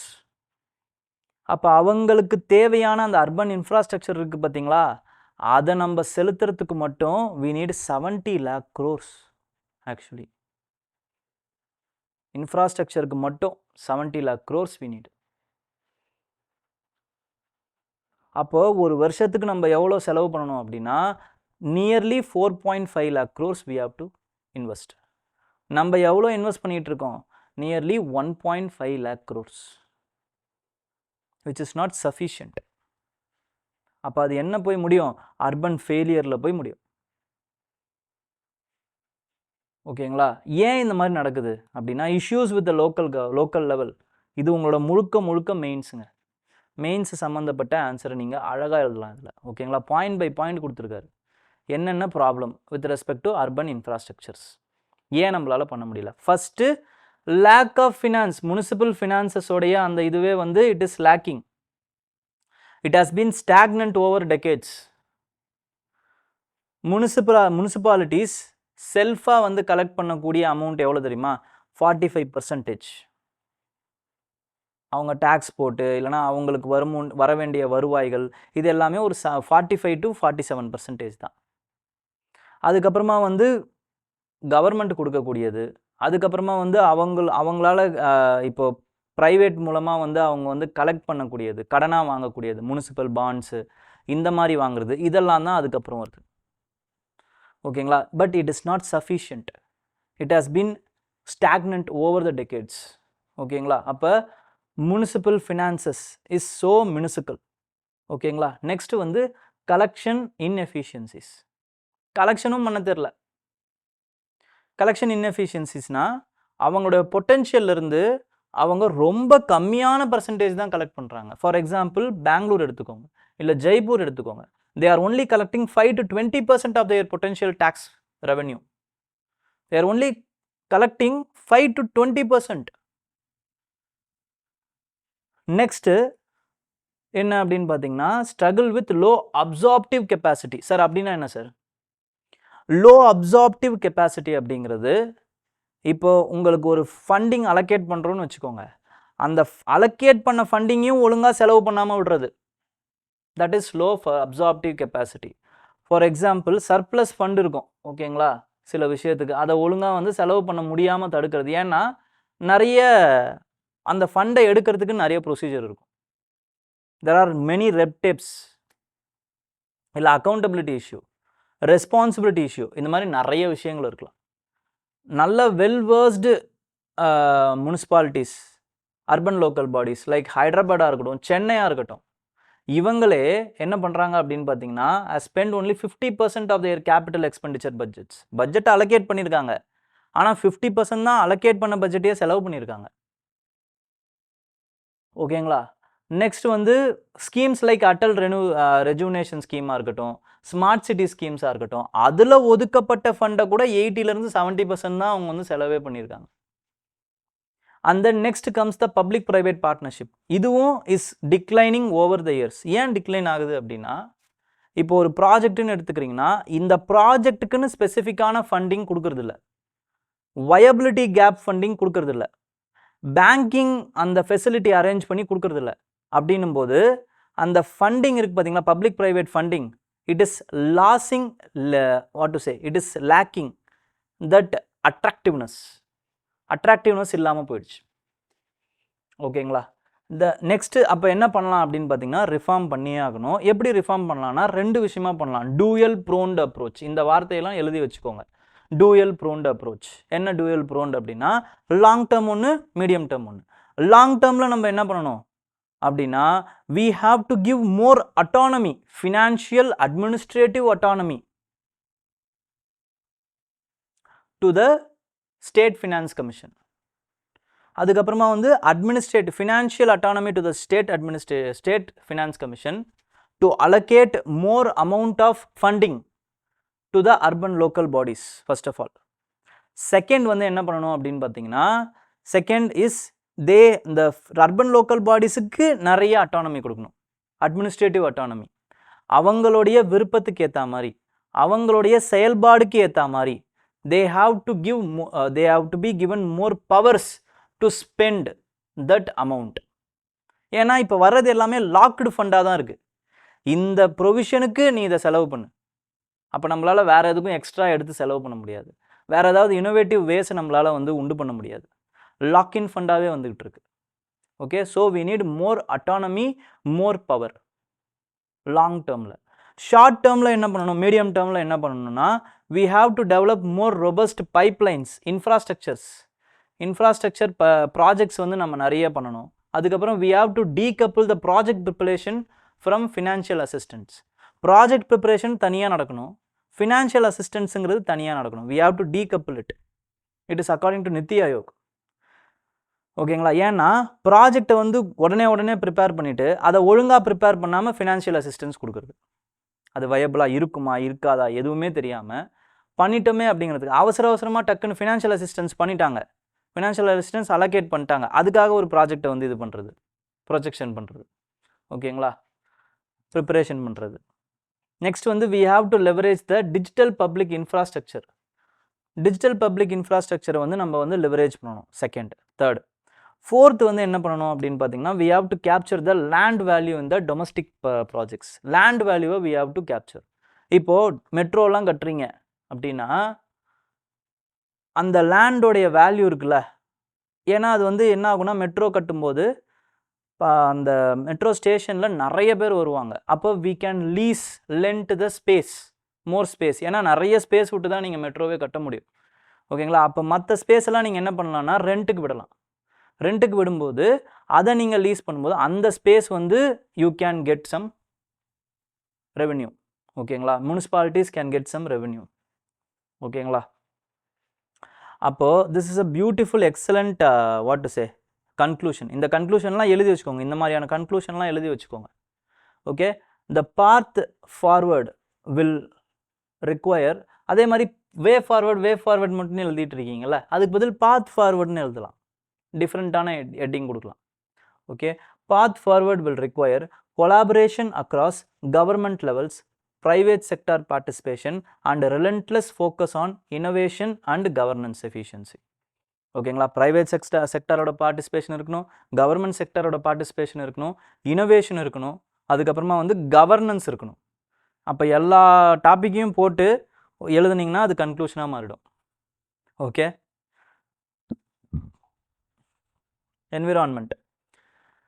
என்விரான்மெண்ட்டை பொறுத்த வரைக்கும் there is a issue going on.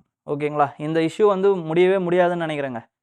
Okay, 29th எடிஷன்லேயுமே வந்து ஒரு பெரிய பில்டப் ஒன்று கொடுப்பாங்க. எல்லா சிஓபிலையும் இதே மாதிரி தான். They will give more buildups.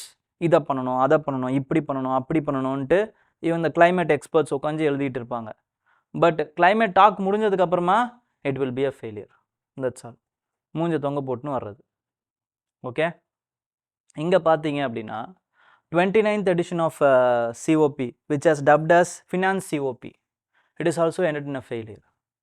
Yeah, developed countries, there is a major differences of opinion or rift between the developed and developing countries.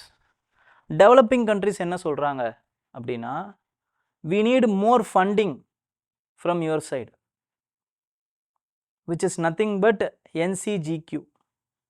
ஓகேங்களா? NCQG.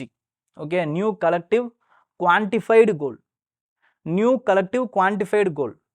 which is nothing but the amount of finance which the developed countries should be giving to the developing countries for reducing the carbon sequestration or carbon emission efficiency in the developing countries. இந்த amount இருக்குல்ல, அது என்னன்னு பார்த்தீங்கன்னா, it should be calculated based on their historic emissions. ஓகேங்களா? Historic emissions. இந்த amount இருக்குல்ல, அது என்ன பண்ணணும்னா NCQG, where this amount is given to developing countries by the developing countries by the developed countries. இவங்க எப்படி இதை கொடுக்கணும் அப்படின்னா, should be based on historical emissions.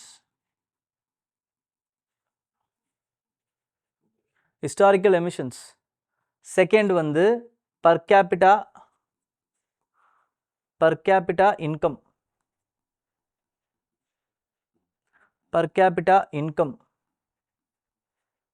and emissions. Per capita income and emissions, GDP of that country. அதுக்கப்புறமா வந்து NGC, nationally determined contribution of the developing country NGC. அதுக்கப்புறமா வந்து should be a buffering for the climate events which is happening now. Climate events which is happening now, for example flood வருது, drought வருது, இதெல்லாம் எதனால? Because of the already exposed air, carbon dioxide. அப்போ அதுக்கு ஒரு buffering funding. ஓகேங்களா? அதுக்கப்புறம் already இந்த ஏர் வந்து போனதுனால CO2 இதெல்லாம் வந்து இருக்கிறதுனால global warming ஆனதுனால the loss which we faced, loss and damage, இது எல்லாத்தையும் சேர்த்து இவங்க என்ன பண்றாங்க அப்படின்னு பார்த்தீங்கன்னா இந்த NCQGல கேட்குறாங்க. அது எவ்வளோ கேட்குறாங்க அப்படின்னா 2025 இருந்து 2035 வரைக்கும் we need a commitment of $1.3 trillion per year from the developed countries itself. But developed countries என்ன பண்ணுறாங்கன்னா முடியாதுன்னுறாங்க. ஒரே வார்த்தை, அவ்வளோதான். see it is unreasonable for us, okay அப்படின்னு சொல்லிட்டு we can commit $250 to $300 billion per year, that's all we can do it. But எல்லாரும் கலெக்டிவாக என்ன பண்ணுங்க, டெவலப்பிங் கண்ட்ரிஸும் சேர்ந்து ஒரு காசை பூல் பண்ணும்போது நம்ம ஒரு 300 பில்லியன் கொடுத்தோம் அப்படின்னா மிச்சவங்களும் கொடுக்கும்போது இட் வில் ஹாவ் 1.3 ட்ரில்லியனாக இருக்கும் அப்படின்னு ப்ரப்போஸ் பண்ணுறாங்க. And India has condemned this. ஓகேங்களா? India has condemned this as optical illusion.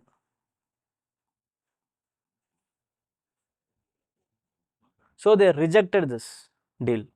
India has rejected this deal. And Nigeria also criticized this deal as a joke. ஜோக்குன்னு சொல்லிட்டாங்க அவங்க, Nigeria. Okay, so இந்த மாதிரி தான் இது போய்கிட்டு இருக்கு. ஓகே, நெக்ஸ்ட் வந்து there is another thing. China என்ன பண்ணாங்க அப்படின்னா we have already seen this with respect to carbon border management tax. ஓகேங்களா? Border management mechanism. சைனா வந்து என்ன பண்ணுறாங்க அப்படின்னா they have given some petition, climate change related unilateral restrictive trade measures. இதை பற்றி டிஸ்கஸ் பண்ணணும் அப்படின்ட்டு வந்து பெட்டிஷன் கொடுக்குறாங்க. பேசிக் அந்த டீமோட சார்பாக, which is a grouping of Brazil, South Africa, India, China. இந்த குரூப்போட சார்பாக இதை பண்ணுறாங்க. But it has been rejected. this is not the forum for this அப்படின்ட்டு வந்து ரிஜெக்ட் பண்ணிடுறாங்க. ஓகே, அவங்க எதை பற்றி பேசணும்னு நினைக்கிறாங்க, which is யூரோப்பியன் யூனியனுடைய கார்பன் பார்டர் அட்ஜஸ்ட்மெண்ட் மெக்கானிசம் பற்றி பேசணும்னு நினைக்கிறாங்க. இந்த carbon management border adjustment mechanism பற்றி போன டிஎன்டியில் நான் பேசியிருக்கேன், ஒரு வாட்டி போய் செக் பண்ணுங்க. ஓகேங்களா?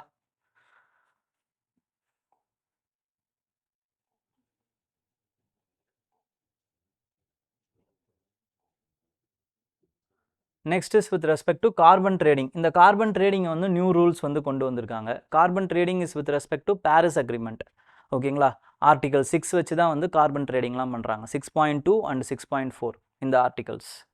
ஓகே, இந்த கார்பன் ட்ரேடிங்கோட நியூ ரூல்ஸ் வந்து சில கிளைமேட் எக்ஸ்பர்ட் வந்து பயப்படுறாங்க. ஏன்னா it can amounts to green washing. ஒழுங்காக பண்ணாமல் போச்சு அப்படின்னா it can amounts to green washing and carbon leakage அப்படின்னு வந்து பயப்படுறாங்க. ஓகேங்களா?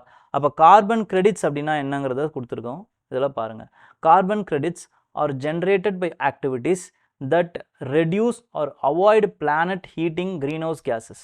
ரெடியூஸ் பண்ணணும், இல்லைனா அவாய்ட் பண்ணணும். these are the activities. Okay, like planting trees, protecting existing carbon sinks. ஓகேங்களா? அப்படி இல்லைனா வந்து replacing the polluting goal with clean energy alternatives. Okay, these are all the mitigation activities. Mitigation activities பண்ணுறது you can see it. அது மாதிரி பண்ணும்போது உங்களுக்கு carbon credits வரும். இந்த கிரெடிட்ஸை நீங்கள் என்ன பண்ணலான்னா ஒன்று ஆப்செட்டிங்க்கு யூஸ் பண்ணிக்கலாம், இல்லைனா விற்று அதை காசு ஆக்கிக்கலாம். ஓகேங்களா? நெக்ஸ்ட்டு கார்பன் அந்த climate டேக்ஸ் முடிஞ்சதுக்கப்புறம் என்ன பண்ணுறோம் அப்படின்னா வந்து we are seeing with respect to the plastic treaty binding plastic treaty வந்து எவால்வ் பண்ணணும் அப்படின்ட்டு வந்து அடுத்து அவங்க ஒன்று கூடி இருக்காங்க. இது எப்படி நடக்குதுன்றதை பார்ப்போம். ஓகேங்களா? இது 5th round of negotiation. First round எங்கே நடந்துச்சு? உருகுவேல நடந்துச்சு. செகண்ட் வந்து France, third Kenya, fourth Canada. இப்போ வந்து தே ஹவ் ஜாயின்டு. ஓகேங்களா? தே ஆர் இன் பூஷன். ஓகே, எங்கன்னு பார்ப்போம். ஓகேங்களா? என்ன பண்ணுறாங்க என்ன ஏதுன்றதை நம்ம பொறுத்திருந்து பார்ப்போம். Next is with respect to how should India tackle the diabetes load. How should India tackle the diabetes road. ஓகேங்களா? டயபெட்டிஸோடைய இன்டர்நேஷ்னல் டயபெட்டிஸ் டே. ஓகேங்களா? November 14. ஸோ அந்த டேயில் லான்சென்ட் வந்து என்ன பண்ணுறாங்க அப்படின்னா வந்து ஒரு ரிப்போர்ட் வெளியிடுறாங்க. அந்த ரிப்போர்ட் படி உலகம் ஃபுல்லாக டயபெட்டிஸ் எவ்வளோ பேருக்கு இருக்குன்னா 800 மில்லியன் பீப்புளுக்கு இருக்கான் டயபெட்டிஸ். அதில் 200 மில்லியன் இந்தியாவில் இருக்குது. ஓகேங்களா? இன்னும் எக்ஸாக்டாக சொல்லணும்னா 212 million people are affected from diabetes. ஆனால் this has a contradiction with ஐசிஎம்ஆரோட ரிப்போர்ட். அதன்படி வந்து பார்த்திங்கன்னா 100 million people are affected by diabetes. But either 100 or 200, the number doesn't matter. ரெண்டுமே அதிகம்தான். 200னா எவ்வளோ, 100னா எவ்வளோ, எல்லாமே ஒன்றும் பெரிய டிஃப்ரென்ஸ்லாம் ஒன்றும் கிடையாது. ஓகேங்களா? அப்போது இதுக்குன்னு சேலஞ்சஸ் நிறைய இருக்குங்க. இதை பார்க்கும்போது என்னென்னலாம் சேலஞ்சஸ், த கான்சிக்வன்ஸ் நம்ம ஆல்ரெடி பார்த்தது தான், பட் இருந்தாலும் ஒரு வாட்டி ப்ரஷ் அப் பண்ணிக்கலாம். ஓகேங்களா? கான்சிக்வன்ஸ் என்னென்னா, it is prone to several life threatening complications involving heart, eyes, kidney, nerve system affect பண்ணுறது. இந்த மாதிரி வந்து நிறைய விஷயங்களை வந்து அஃபெக்ட் பண்ணும் diabetes if treated if left untreated. ஓகேங்களா? So what we have to do, we have to make some war footing முறையில் நம்ம என்ன பண்ணணும் அப்படின்னு, போர்க்கால நடவடிக்கையில் நம்ம இந்த மாதிரி டயபெட்டிஸ் பரவுறதை நம்ம தடுக்கணும். சார் எப்படி சார் தடுக்கிறது, சார் என்ன பண்ணலாம் அப்படின்னா, தெர் ஆர் சம் மெஷர்ஸ். எதனால் இந்த டயபெட்டிஸ் வருது? மெயினாக வர்றதுக்கு காரணம் obesity and poor diet. Obesity and poor diet, இந்த ரெண்டு விஷயம்தான் டைப் 2 டயபெட்டிஸ் வர்றதுக்கான காரணங்கள். அப்போ நம்ம என்ன பண்ணணும், measures of mindful eating, exercise, இதெல்லாம் வந்து ஒவ்வொருத்தரும் பண்ணணும். ஈட்டிங்கும் கரெக்டாக பண்ணணும், எக்ஸசைஸ் பண்ணணும். கவர்மெண்ட் என்ன சார் பண்ண முடியும் இதுக்கு? எல்லாரையும் எக்ஸசைஸ் பண்ணுங்கன்னு காலைல அலாரம் வச்சு இருந்திருக்க முடியுமா அப்படின்னா, they need to provide the provision for those peaceful exercises. ஓகேங்களா? சேஃப் என்விரான்மெண்ட்டை மேக் பண்ணி கொடுக்கணும். Ambitious policies that restricts unhealthy foods. எப்படி பண்ணுறது சார்? இப்போ ரீசெண்டாக ஒரு நாளைக்கு முன்னாடி போன டிஎன்டியில் பார்த்தோம், front labelling, packaging, front packaging of the label வந்து பேக்கேஜிங்கில் ஃப்ரண்ட்டில் வரணும். அப்போ இந்த ஃபுட்டை ஹெல்த்தியாங்கிறது நமக்கு தெரிஞ்சிடும். ஓகேங்களா? ஸோ அந்த மாதிரியான விஷயங்கள் பண்ணுறது. எக்ஸசைஸ் பண்ணணும்னு நினைக்கிறாங்களா, they have to have a safe places for walking and exercises. Public பார்க்கில், ஃபிட்னஸ் சென்டர்ஸ் எல்லாத்துலேயுமே. அதே மாதிரி வந்து சப்சிடிஸ் கொடுக்கணும். நியூட்ரிஷியஸ் ஃபுட்டை வந்து கன்சியூம் பண்ணுறதுக்கு சப்சிடிஸ் கொடுக்கணும். நம்ம ஆல்ரெடி பார்த்தோம், அன்சேஃப் ஃபுட்டுக்கு, அன்ஹெல்தி ஃபுட்டு ரொம்ப சீப்பாக கிடைக்குது. நியூட்ரிஷியஸ் ஃபுட்டு அது ரொம்ப காஸ்ட்லியாக இருக்குது. ஆர்கானிக் அப்படிங்கிற பேரில் நிறைய காஸ்ட்லியான பொருளாக இருக்குது. So it is not affordable to the many people. அப்புறம் எப்படி எல்லாருமே வந்து ஹெல்த்தியாக இருப்பாங்க? So the food should be rationalised, subsidised by the government. Okay. Next is with respect to PS5 pro console. Sir இது என்ன சார், இதெல்லாம் எதுக்கு சார் எடுக்கிறீங்க அப்படின்னா, it is with respect to the 6 GHz அந்த ஸ்பெக்ட்ரம் பற்றின விஷயம். There is a rule with respect to India. According to Department of Telecommunication, என்ன சொல்கிறாங்கன்னா, a router or a device operating frequency is restricted to or delicensed band. சில band வித்தை வந்து என்ன பண்ணியிருக்காங்க அப்படின்னு பார்த்தீங்கன்னா, டீலைசன்ஸ் பண்ணி வச்சுருக்காங்க கவர்மெண்ட் ஆஃப் இந்தியா.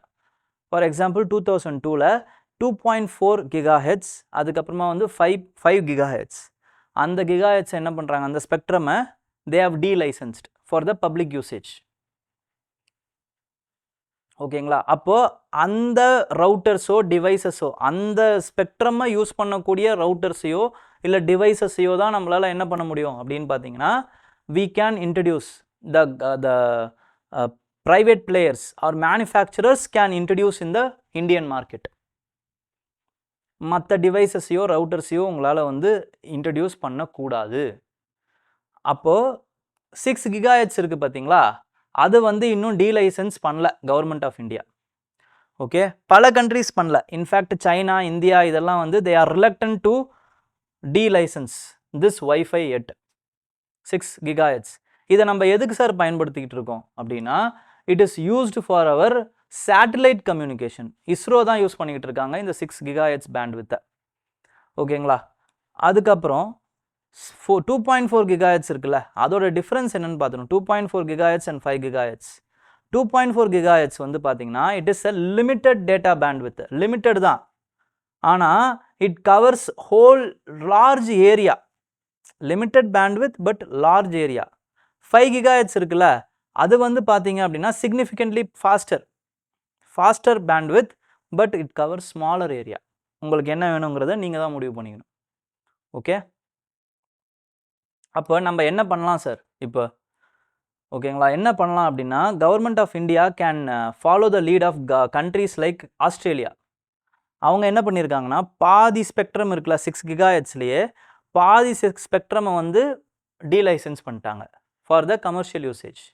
பாதி வந்து அவங்களோட கவர்மெண்ட் யூசேஜ்க்காக வச்சுருக்காங்க. And government of India is also speculating this move of Australia. ஆஸ்திரேலியானுடைய கவர்மெண்ட்டுடைய மூவை தான் நம்மளும் எடுப்போம் அப்படின்னு நம்ம நினச்சிக்கிட்டு இருக்கோம். Okay, they are speculating, they are contemplating to adapt this methodology. ஓகேங்களா? Next, humanoid teacher makes learning fun. Artificial intelligence powered Nova teacher. இவங்க ஆல்ரெடி நம்ம வந்து நியூஸில் இருந்தாங்க, திருப்பி வந்திருக்காங்க. ஓகேங்களா? Nova teacher was introduced in Punalur. ஓகேங்களா? புனலூர் கவர்மெண்ட் ஸ்கூலில் வந்து இன்ட்ரடியூஸ் பண்ணியிருக்காங்க. இது எதுக்காக அப்படின்னா வந்து for what to say to induce or improve the communication skill of the childrens first of all. அதுக்கப்புறமா வந்து ஏஐ மேலே வந்து இல்லைனா சயின்ஸ் மேலே ஒரு இன்ட்ரெஸ்ட், டெக்னாலஜி மேலே சில்ட்ரன்ஸ்க்கு ஒரு இன்ட்ரெஸ்ட் வரத்துக்காக. ஓகே, ஏன்னா நோவா இஸ் அ பாலிகாட். அதுக்கப்புறம் it can speak English, Malayalam, Hindi. ஓகேங்களா? அந்த இடத்துல மலையாளம் ஸ்கூல் இது. ஓகேங்களா? ஸோ அதனால் அங்கே வந்து they have introduced it. Arabic, ஏன்னா அந்த ஸ்கூலில் அரபிக்கும் கற்றுக் கொடுப்பாங்களாம். ஓகே, ஸோ இதை நீங்கள் வந்து யூஸ் பண்ணலாம். இனோவேட்டிவ் வேஸ், டெக்னாலஜியோடைய இம்பார்ட்டன்ஸ் என்ன, டெக்னாலஜியோட யூசேஜ். ஓகேங்களா? எஸ்ஏலலாம் நீங்கள் இதை யூஸ் பண்ணலாம். ஓகே, நெக்ஸ்ட் வந்து with respect to MACE, major atmospheric Cerenkov experiment telescope. Cerenkov experiment telescope இது வந்து எங்கே போட்டிருக்கோம் அப்படின்னு பார்த்தீங்கன்னா, ஹான்லே, லடாக்கில் இருக்கக்கூடிய ஹான்லே. ஓகேங்களா? இந்த செரன்கோவ் எக்ஸ்பெரிமெண்ட் டெலஸ்கோப்னாலே என்ன அர்த்தம்னா, it is ground based gamma ray telescope.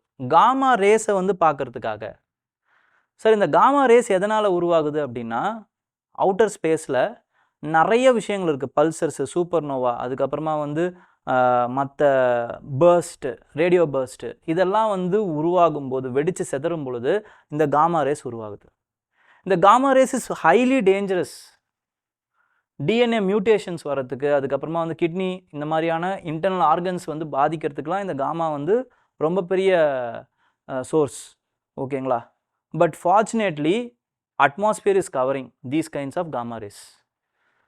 அந்த எஃபெக்ட்லேருந்து நம்மளை காப்பாற்றுறது எது அப்படின்னு பார்த்தீங்கன்னா அட்மாஸ்பியர் தான். ஆனால் இந்த அதனால தான் என்ன பண்ணுறாங்கன்னு பார்த்தீங்கன்னா, அவுட் சைடு அட்மாஸ்பியருக்கு வெளியே இந்த மாதிரியான காமா ரேஸ் அப்சர்வேஷன்ஸுக்காக வந்து நிறைய அவுட்டர் டெலஸ்கோப்ஸ்லாம் வச்சு ப்ளேஸ் பண்ணி நம்ம படிச்சுக்கிட்டு இருக்கோம்.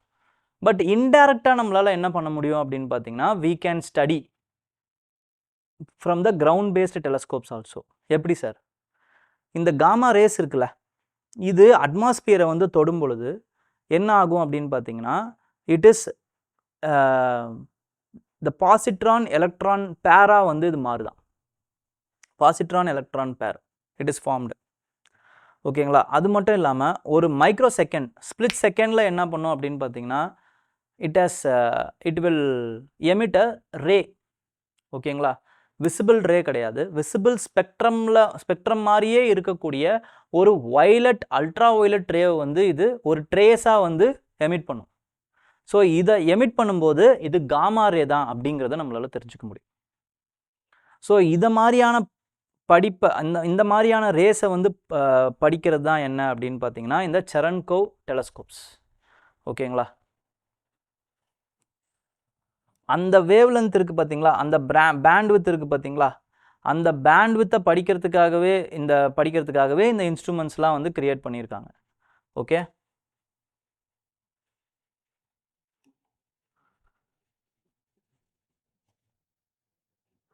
இந்த ரெட் கலரில் இருக்கா, இந்த ரெட் கலருக்கு நடுவில் இந்த ப்ளூ கலர் ஒன்று இருக்கா?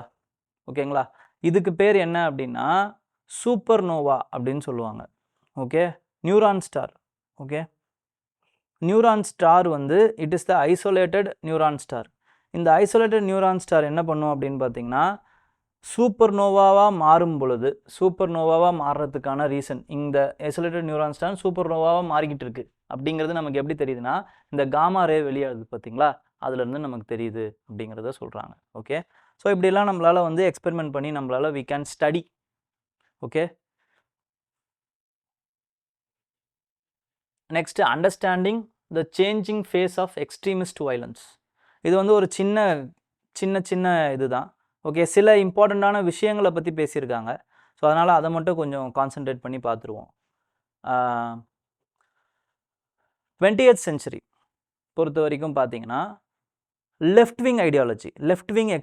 விங் அந்த ஐடியாலஜிஸ் வந்து பரவன அந்த வருஷம் அது ரொம்ப சக்ஸஸ்ஃபுல்லாக இருந்த வருஷம். யூத்துக்கு மத்தியில் அந்த லெஃப்ட் விங் ஐடியாலஜி வந்து ரொம்ப அட்ராக்ட் பண்ண வருஷம் அப்படின்னு செஞ்சுரின்னு சொன்னால் அது 20th சென்ச்சுரியே சொல்லலாம். ஓகேங்களா? உலகம் ஃபுல்லாக இருக்கட்டும் இல்லை இந்தியாவிலேயா இருக்கட்டும் நிறைய லெஃப்ட் விங் எக்ஸ்ட்ரீமிஸ்ட் அந்த மூமெண்ட்ஸ் வந்து நடந்துச்சு. ஓகேங்களா? இந்த சைடில் கம்யூனிஸ்ட் ரெவல்யூஷன் ரஷ்யாவிலேருந்து ஆரம்பித்து, சைனீஸ் ரெவல்யூஷனில் ஆரம்பித்து, வியட்நாம் ரெவல்யூஷனில் ஆரம்பித்து, அதுக்கப்புறம் சவுத் அமெரிக்காவில் நிறைய ரெவல்யூஷன்ஸ், இந்த மாதிரி நிறைய லெஃப்ட் ரெவல்யூஷன் நடந்துச்சு. இந்தியாலையும் எடுத்துக்கிட்டிங்க அப்படின்னா இது இண்டிபெண்டன்ஸ் ஆகும் பொழுது தேபேகா, அதுக்கப்புறம் தெலுங்கானா மூமெண்ட்டு, அதுக்கப்புறமா வந்து நிறைய லெஃப்ட் விங் நக்சல்பாரி மூமெண்ட்ஸு, இந்த மாதிரி நிறைய மூமெண்ட்ஸ் நடந்துச்சு லெஃப்ட் விங். ஆனால் இப்போ வேர்ல்டு எப்படி மாறிக்கிட்டு இருக்கு அப்படின்னா the world is changing from the left wing ideology to the right wing ideology. ஓகேங்களா? இதை நீங்கள் எப்படி பார்க்கலாம் அப்படின்னா யூரோப்பியன் யூனியனில் இருக்கக்கூடிய அந்த இது கவர்மெண்ட், ஜெர்மன் கவர்மெண்ட்டாக இருக்கட்டும் இல்லை ஃப்ரான்ஸாக இருக்கட்டும், தே ஆர் ஹைலி ஃபேஸிங் ஜெனோஃபோபிக்னா மைக்ரண்ட்டுக்கு எதிரான பாலிசிஸ். கனடா கவர்மெண்ட் எடுத்துக்கோங்க, மைக்ரேஷனுக்கு எதிரான பாலிசிஸ் இருக்குது. அவுட் சைடர்ஸ் உள்ளே வரக்கூடாது. யுனைடெட் நேஷன்ஸை எடுத்துக்கோங்க, ஒரு ஃபார் ரைட் விங் பிரசிடென்ட் தான் இப்போ அவங்க எடுத்திருக்காங்க. தப்போ கரெக்டோ it is their decision, that is democracy. ஓகேங்களா? அப்போது இந்த ஐடியாலஜிஸ் பரவிட்டே இருக்கு. அவர் என்ன சொல்கிறாரு? Buy American, for American, hire அமெரிக்கன்றாரு. Buy American, hire American. H1B விசாவுக்கு ஆப் வரப்போகுது, L1 விசாவுக்கு ஆப் வரப்போகுது. He is contemplating that he is going to construct a wall over Mexico. Already Biden கவர்மெண்ட்டே வந்து இண்டியன்ஸை டீபோர்ட் பண்ணிகிட்டு இருக்காங்க, இல்லீகல் இண்டியன்ஸை தான் பண்ணுறாங்க. But they are cracking down. கனடாவில் இண்டியன்ஸுக்கும் இதுக்கும் நடுவில் பிரச்சனை போயிட்டுருக்கு. ஆஸ்திரேலியாவில் அதே மாதிரியே மைக்ரேஷனுக்கு எதிராக போய்கிட்டு இருக்கு. So the right wing tendency is gaining momentum. இது என்ன பாதிப்பு ஏற்படுத்தும் அப்படின்னு பார்த்தீங்கன்னா it is problematic with respect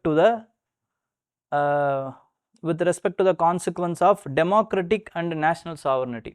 consequence இருக்கும், டெமோக்ரஸிக்கும் இருக்கும், சாவர்னிட்டிக்கும் இருக்கும். ஏன் சார் சாவர்னிட்டிக்கு இருக்கும்? ரைட் விங் ஐடியாலஜி என்ன பண்ணும் அப்படின்னா வந்து அக்ரெசிவ் நேஷனலிசமை வளர்த்து விட்ரும். Aggressive nationalism, hyper nationalism. which will promote war. வாரை வளர்த்து விடும். அப்போ வேர்ல்டு வார் சினாரியோஸ்லாம் எதனால் வருது அப்படின்னு பார்த்தீங்கன்னா இந்த right wing ideology nationalism hyper nationalism வளர்கிறதுனால தான் வருது. ஓகே, அந்த மாதிரி இப்பையும் வரத்துக்கு வாய்ப்புகள் இருக்குது. ஓகேங்களா? So it will be a thread to national sovereignty as well as democracy. ஏன் டெமோக்ரஸிக்கு த்ரெட்டு? ரைட் விங் வளருது அப்படின்னா என்ன அர்த்தம்னா டிக்டேட்டர்ஷிப் டெண்டன்சிஸ் வளருதுன்னு அர்த்தம். ஸோ அதுவும் டெமோக்ரஸிக்கு பாதிப்பு. ஓகே, இந்த ரெண்டு விஷயத்த சொல்லணுன்றதுக்காக தான் இந்த இதுவை எடுத்தேன். நெக்ஸ்ட் வந்து urgent deadline, global hunger and poverty promoting, டேக்கிளிங் global hunger and poverty, அதுக்கப்புறம் ப்ரொமோட்டிங் கிளைமேட் ஜஸ்டிஸ். இதுதான் வந்து ரீசன்ட் கோல்ஸ் ஆஃப் G20. இப்போ G20 நடந்துக்கிட்டு இருக்கு ஜெனீவாவில். ஓகேங்களா? இது வந்து என்னென்னா அந்த சப்மிட் வாரங்கள், சப்மிட் மாதம், இந்த டைம் எல்லாமே வந்து ரொம்ப பிஸியாக இருப்பாங்க. ஓகேங்களா? எல்லா லீடர்ஸும் வந்து அங்கங்கே சுற்றிட்டு இருப்பாங்க, வேர்ல்டு டூரில் இருப்பாங்க. ஓகே, அதில் பிரேசில் பிரசிடென்ட் வந்து ஒரு விஷயம் சொல்லியிருக்காரு பாருங்க, பாவர்ட்டி அ ஸ்கார்ஜ் தட் ஷேம்ஸ் ஹியூமனிட்டி. ஓகேங்களா? அது வந்து ஒரு குழி அப்படிங்கிறாரு. ஓகேங்களா? அது ஒரு படுகுழி. பாவர்ட்டி அப்படிங்கிறது ஒரு படுகுழி. அது நம்மளை அந்த ஹியூமனிட்டியை வந்து என்ன பண்ணுது? அசிங்கப்படுத்துது. நம்ம ஹியூமனாக இருக்கிறதுக்கே லாய்க்கு இல்லை அப்படிங்கிறத சொல்கிறது எது அப்படின்னா அந்த பாவர்ட்டி தான் அப்படிங்கிறார். அப்போ நம்ம என்ன பண்ணணும்? அல்ட்ரா ரிச், சூப்பர் ரிச்சாக இருக்காங்கல்ல, அவங்களெல்லாம் டேக்ஸ் பண்ணணும். ஒருத்தருடைய நெட் ஒர்த் 200 பில்லியனுக்கு மேலே இருக்குது, ரெவென்யூ இருக்குது அப்படின்னா we can tax them 2% wealth tax போட்டு அவங்களுக்கு என்ன பண்ணலாம் அப்படின்னு நம்ம என்ன பண்ண முடியும்? சூப்பர் ரிச்சாக இருக்கிறவங்களுக்கு ஒரு 2% வெல்த் டேக்ஸ் போட்டாங்கன்னா உலகம் ஃபுல்லாக நம்மளுக்கு 200 பில்லியன் கலெக்ட் ஆகும். அதை நம்ம புவருக்கு பகிர்ந்து கொடுக்கலாம் அப்படிங்கிறத அவர் வந்து ப்ரப்போஸ் பண்ணுறாரு. But it was fell short. Okay, அதை யாரும் ஏற்றுக்கல. ஓகேங்களா? நெக்ஸ்ட் வந்து என்ன அப்படின்னா அடுத்த G20 எங்கே நடக்க போகுதுன்னா it is expected to happen in South Africa. Okay, சவுத் ஆஃப்ரிக்காவில் நடக்க போகுது.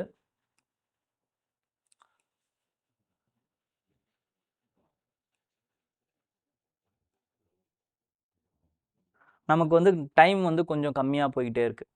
ஏன்னா இப்போ இதுக்கு முன்னாடி நடந்துச்சுல்ல, இந்தோனேஷியாவில் நடந்துச்சு, போன வருஷம் நடந்தது இந்தியா, இப்போ பிரேசிலில் நடக்குது, அடுத்து சவுத் ஆஃப்ரிக்காவில் நடக்குது. இது எல்லாமே தான் டெவலப்பிங் கண்ட்ரீஸில் இந்த G20 மீட்டிங் நடக்குது. So what they will do? They will promote global south agenda.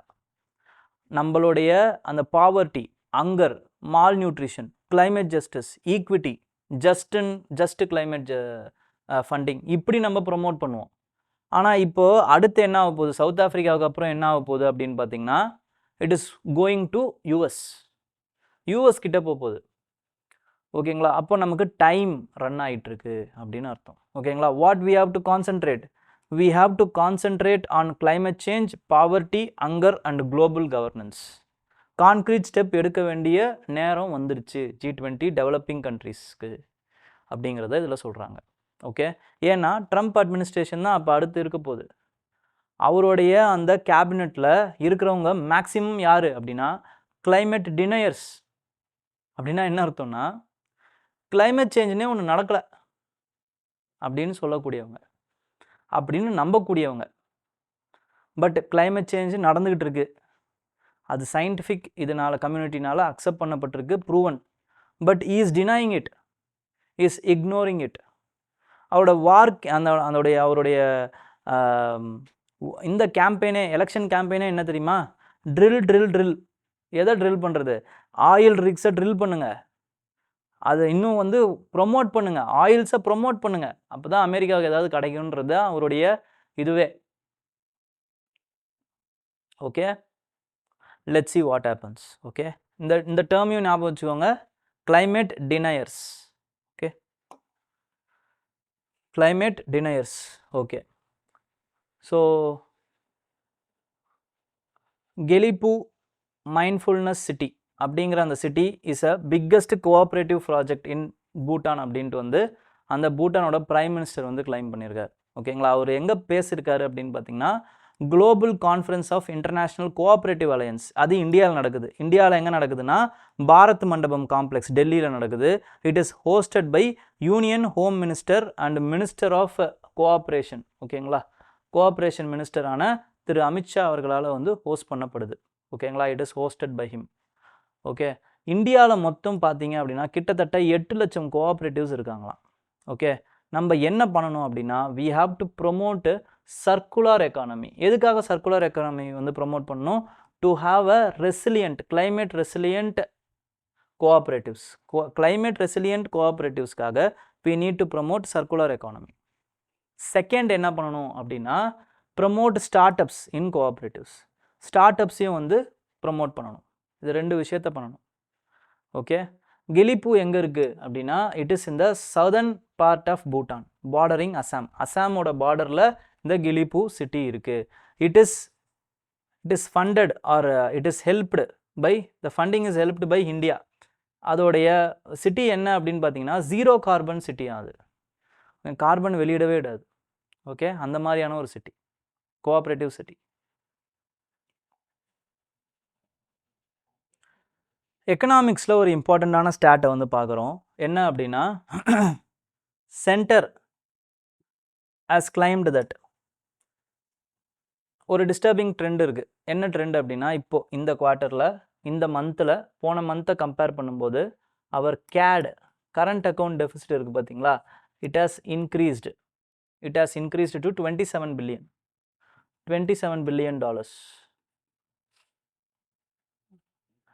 ஏன்னா நம்மளோட இம்போர்ட் இன்க்ரீஸ் ஆகிடுச்சு. கிட்டத்தட்ட $67 பில்லியன் இம்போர்ட் வந்து இன்க்ரீஸ் ஆகிடுச்சு. இது வந்து ஒரியிங் ட்ரெண்டா? நம்ம பயப்படணுமா இதை பார்த்து அப்படின்னா பயப்பட வேணான்றதுக்கு சில காரணங்களை சொல்கிறாங்க. ஓகேங்களா, யூனியன் மினிஸ்டர் பியூஷ் கோயலாக இருக்கட்டும், அதுக்கப்புறமா வந்து எக்கனாமிக் அட்வைசராக இருக்கட்டும், இவங்க எல்லாருமே வந்து என்ன சொல்கிறாங்கன்னா first of all this is a 1 month 2 month trend. இந்த 1-2 month ட்ரெண்டை வச்சுலாம் நீங்கள் பயப்பட தேவையில்ல. ஏன் அப்படின்னா மோர் நம்பர் ஆஃப் இம்போர்ட் ஏன் பண்ணுறோன்னா to export more. Import is done to export more because India is a developing country. இந்த மாதிரி டெவலப்பிங் கண்ட்ரிக்கு ரிசோர்ஸ் இருக்காது, ரிசோர்ஸ் கன்ஸ்ட்ரைன்ட் இருக்கும். அப்போ மேனுஃபேக்சரிங் கெப்பாசிட்டியை நம்ம இன்க்ரீஸ் பண்ணணும்னா we need some raw materials நம்ம தேவைப்படுது. இந்த ரா மெட்டீரியல்ஸை நம்மளால் என்ன பண்ண முடியும்? We lack these raw materials, so we are importing it.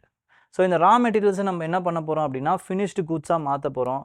இந்த finished goods will be then exported to other countries. So overall export potential ஏறி இருக்கா இறங்கியிருக்காங்கிறத பார்க்கலாமே தவிர நீங்கள் 1 month 2 month வச்சு பேனிக் ஆக தேவை கிடையாது அப்படிங்கிறாங்க. செகண்ட் விஷயம் என்னென்னா you need these kinds of thing should be come out. அப்படின்னா இந்த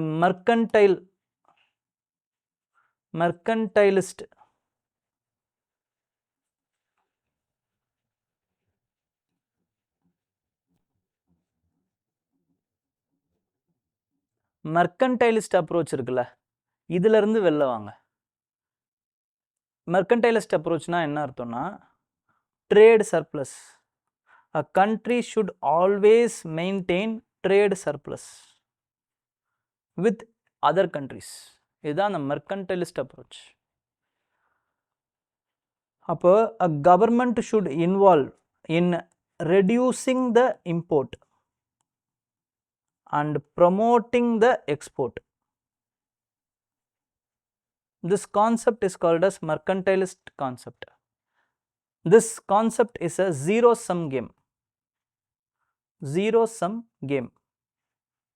Where one country is gain is other country's loss. One country's gain is other country's loss.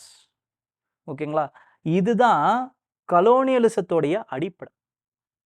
இந்த மெர்கன்டலிஸ்டிக் பாலிசி இருக்குல்ல, இதுதான் கலோனியலிசத்தோடைய அடிப்படையே. ஓகேங்களா, இதை தான் நம்ம பார்க்குறோம். இதுலேருந்து தான் கலோனியலிசம், இம்பீரியலிசம் இதெல்லாம் வளருது. அந்த டைமில் 16th 17th centuryல இந்த மெர்கன்டைலிசம் ஓவராக போகுது, பெருகுது ஆக்சுவலாக.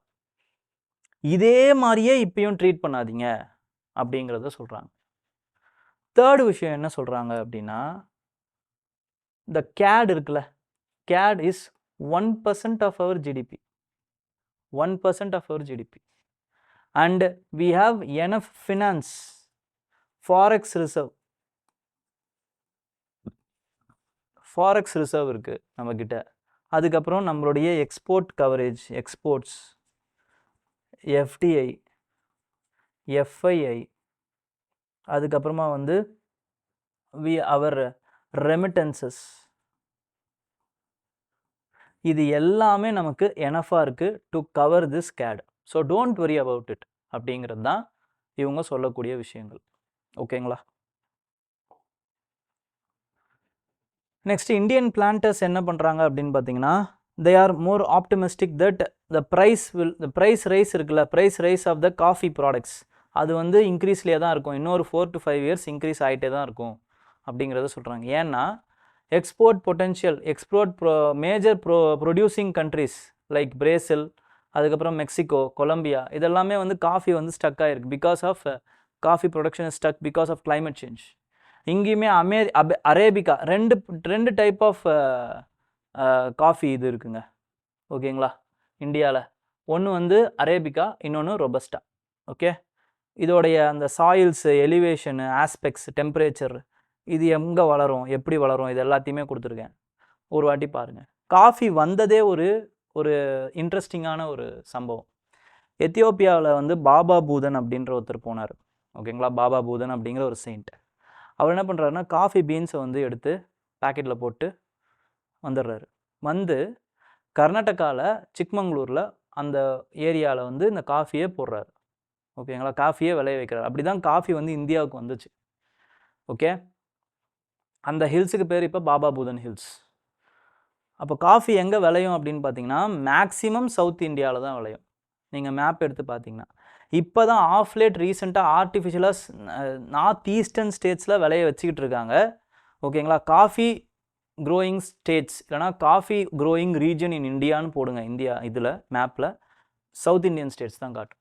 ஓகே, அது ஒரு வாட்டி பாருங்கள். அப்போ காஃபி இருக்குல்ல, அது வந்து எங்கே அப்போ அதிகமாக இருக்குது அப்படின்னா கர்நாடகா ரீஜனில் தான் அதிகமாக இருக்கும். Coffee, Karnataka is the largest producer of coffee, accounts for 70% of the country's output. அதே மாதிரி இந்த பிளான்டேஷன் இண்டஸ்ட்ரி இருக்குல்ல, it is facing plethora of challenges. நிறைய சேலஞ்சஸ் வந்து இது ஃபேஸ் பண்ணுதா. என்னென்ன சேலஞ்சஸ் ஃபேஸ் பண்ணுது அப்படின்னா, cost, increasing cost, labour shortage, ஓகேங்களா, பெஸ்ட் அட்டாக்கு, மாடர்னைசேஷன் லேக் ஆனது, ஓகே, அப்புறம் மேன் அனிமல் கான்ஃப்ளிக்ட் ரைஸு, இதெல்லாம் ப்ராப்ளம். அப்போ இவங்க சில சஜஷன்ஸையும் சொல்கிறாங்க. என்ன சஜஷன்ஸ்னால், ஃபஸ்ட்டு டேக்ஸை வந்து கன்சம்ஷன் கொடுங்க, டேக்ஸ் கன்சம்ஷன் எங்களுக்கு வேணும். செகண்ட் என்ன அப்படின்னா வந்து, we should also be treated as agriculturist. Our land, plantation லேண்டையுமே வந்து இண்டஸ்ட்ரியல் லேண்ட் மாதிரி நீங்கள் பார்க்காம அக்ரிகல்ச்சர் லேண்ட் மாதிரி பார்க்கணும் நீங்கள். அப்போது சர்ஃபாசி ஆக்டுக்குள்ளே வராது. சர்ஃபாசி ஆக்ட்னா என்னென்னா, கடன் இப்போ திருப்பி கொடுக்க முடியலைன்னா ஜப்தி பண்ணுவாங்க. ஓகேங்களா? அந்த மாதிரி ஜப்தி பண்ண முடியாது. ஓகே, சர்ஃபாசி ஆக்டு எங்களுக்கும் செயல்படுத்தக்கூடாது அப்படிங்கிறத சொல்கிறாங்க. ஓகேங்களா? நெக்ஸ்ட் இதுதான் top 25 coffee producing countries. First Brazil இருக்குது, 7th இடத்துல இந்தியா இருக்குது. ஓகேங்களா?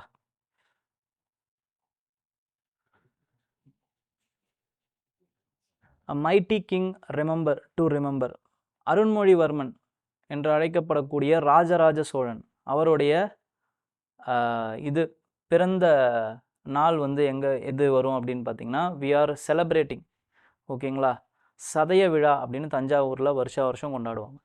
ஓகேங்களா? ஸோ அவர் எப்போ வந்து ரெயின் பண்ணுறாரு அப்படின்னு பார்த்தீங்கன்னா, இந்த கிரேட் சோழா கிங் ரெயின் பண்ணுறது வந்து 985லேருந்து 1014 வரைக்கும் இஸ் ரெய்னிங். ஓகேங்களா?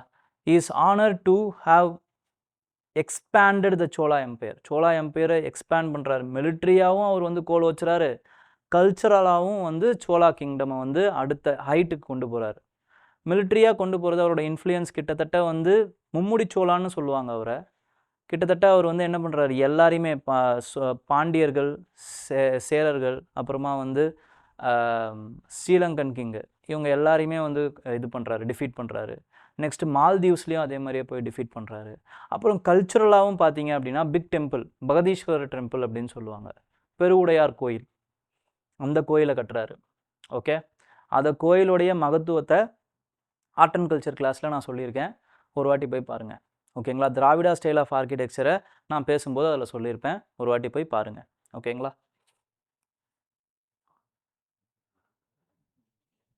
அதே மாதிரி அதில் நிறைய இன்ஸ்கிரிப்ஷன்ஸும் இருக்குங்க. அந்த பெருவுடையார் கோயிலில் நிறைய இன்ஸ்கிரிப்ஷன்ஸ் இருக்குது. அது வந்து ராஜராஜ சோழன் வந்து எவ்வளோ பர்சனலாக அந்த கோயிலை வந்து கட்டும்போது என்னென்ன மாதிரியான கேர் எடுத்துக்கிட்டாரு அப்படிங்கிறத சொல்லியிருப்பாங்க. ஓகே,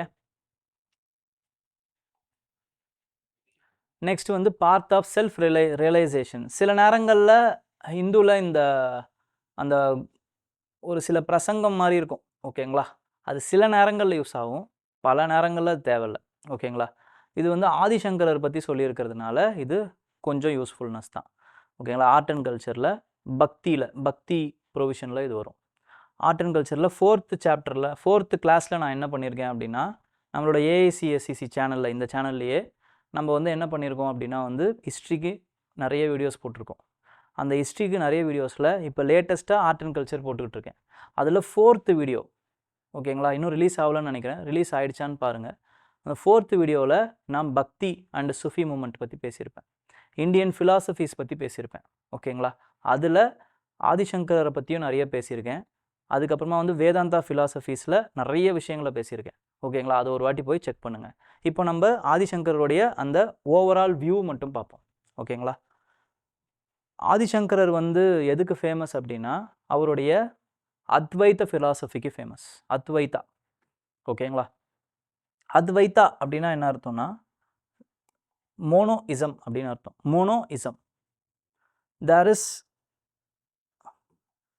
பரமாத்மா அண்ட் தேர் இஸ் ஜீவாத்மா. இந்த பரமாத்மாவிலிருந்து பிரிஞ்சு வந்தது தான் இந்த ஜீவாத்மா.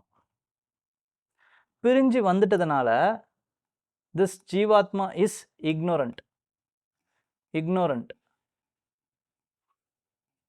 ignorant that it is part of பரமாத்மா. இப்போ இந்த இக்னோரண்ட்டை விளக்கணும், இந்த திரையை வந்து விளக்கணும் அப்படின்னா என்ன அர்த்தம்னா யூ நீட் ஞானா. ஓகேங்களா, ஞானம் வேணும். அப்போ அந்த ஞானம் இருந்துச்சுன்னு வச்சுக்கோங்களேன், ஜீவாத்மாவும் பரமாத்மாவும் ஒன்று தான் அப்படிங்கிற அந்த ஞானம் இருந்துச்சுன்னு வச்சுக்கோங்களேன், then you will attain enlightenment. இந்த ஃபிலாசபிக்கு பேர் தான் என்ன அப்படின்னா அத்வைத்தா. துவைத்தா அப்படின்னா டூன்னு அர்த்தம், ரெண்டு. அத்வைத்தானா ரெண்டு இல்லை, ஒன்றுன்னு தான் அர்த்தம். இந்த பரமாத்மாவும் ஜீவாத்மாவும் ரெண்டு கிடையாது, ஒன்று தான். அதுதான் அத்வைத்தா ஃபிலாசபி. இதை எப்படி உங்களால் உணர முடியும்? த்ரூ நாலேஜ், ஞான மார்க்கத்தின் மூலமாக உணர முடியும். இதுதான் ஆதிசங்கரர் சொல்கிறார். ஓகேங்களா,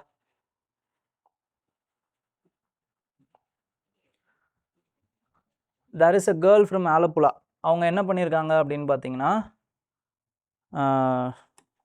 she had climbed the Mount Kilimanjaro. ஓகேங்களா, எது வரைக்கும் போயிருக்காங்கன்னா ஸ்டெல்லா பாயிண்ட் வரைக்கும் போயிருக்காங்க.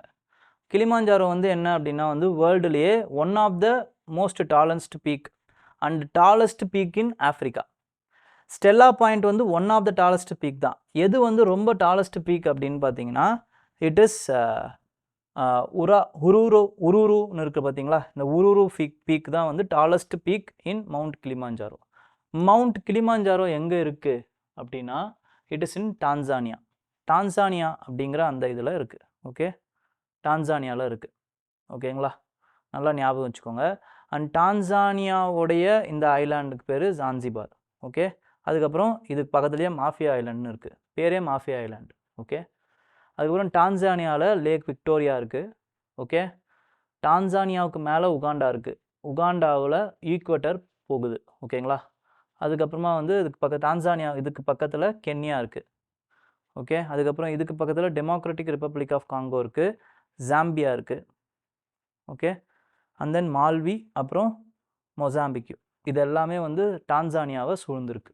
ஓகேங்களா, இதெல்லாம் ஒரு வாட்டி அப்படியே பார்த்துருங்க. அதுக்கப்புறம் இது கிரேட் லிஃப்ட் வேலியில் இருக்குதுன்னு நினைக்கிறேன். ஒரு வாட்டி பார்த்துருங்க. ஓகே, இந்த லேக்ஸ்லாம் என்னன்றதை பார்த்துருங்க ஒரு வாட்டி.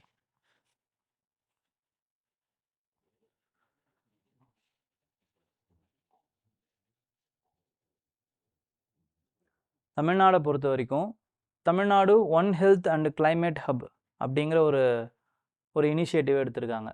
One health and climate hub, அதாவது வந்து ஹெல்த் அண்டு கிளைமேட் ரெண்டுத்தையுமே வந்து ஒரே மாதிரியே பார்க்க போகிறாங்க.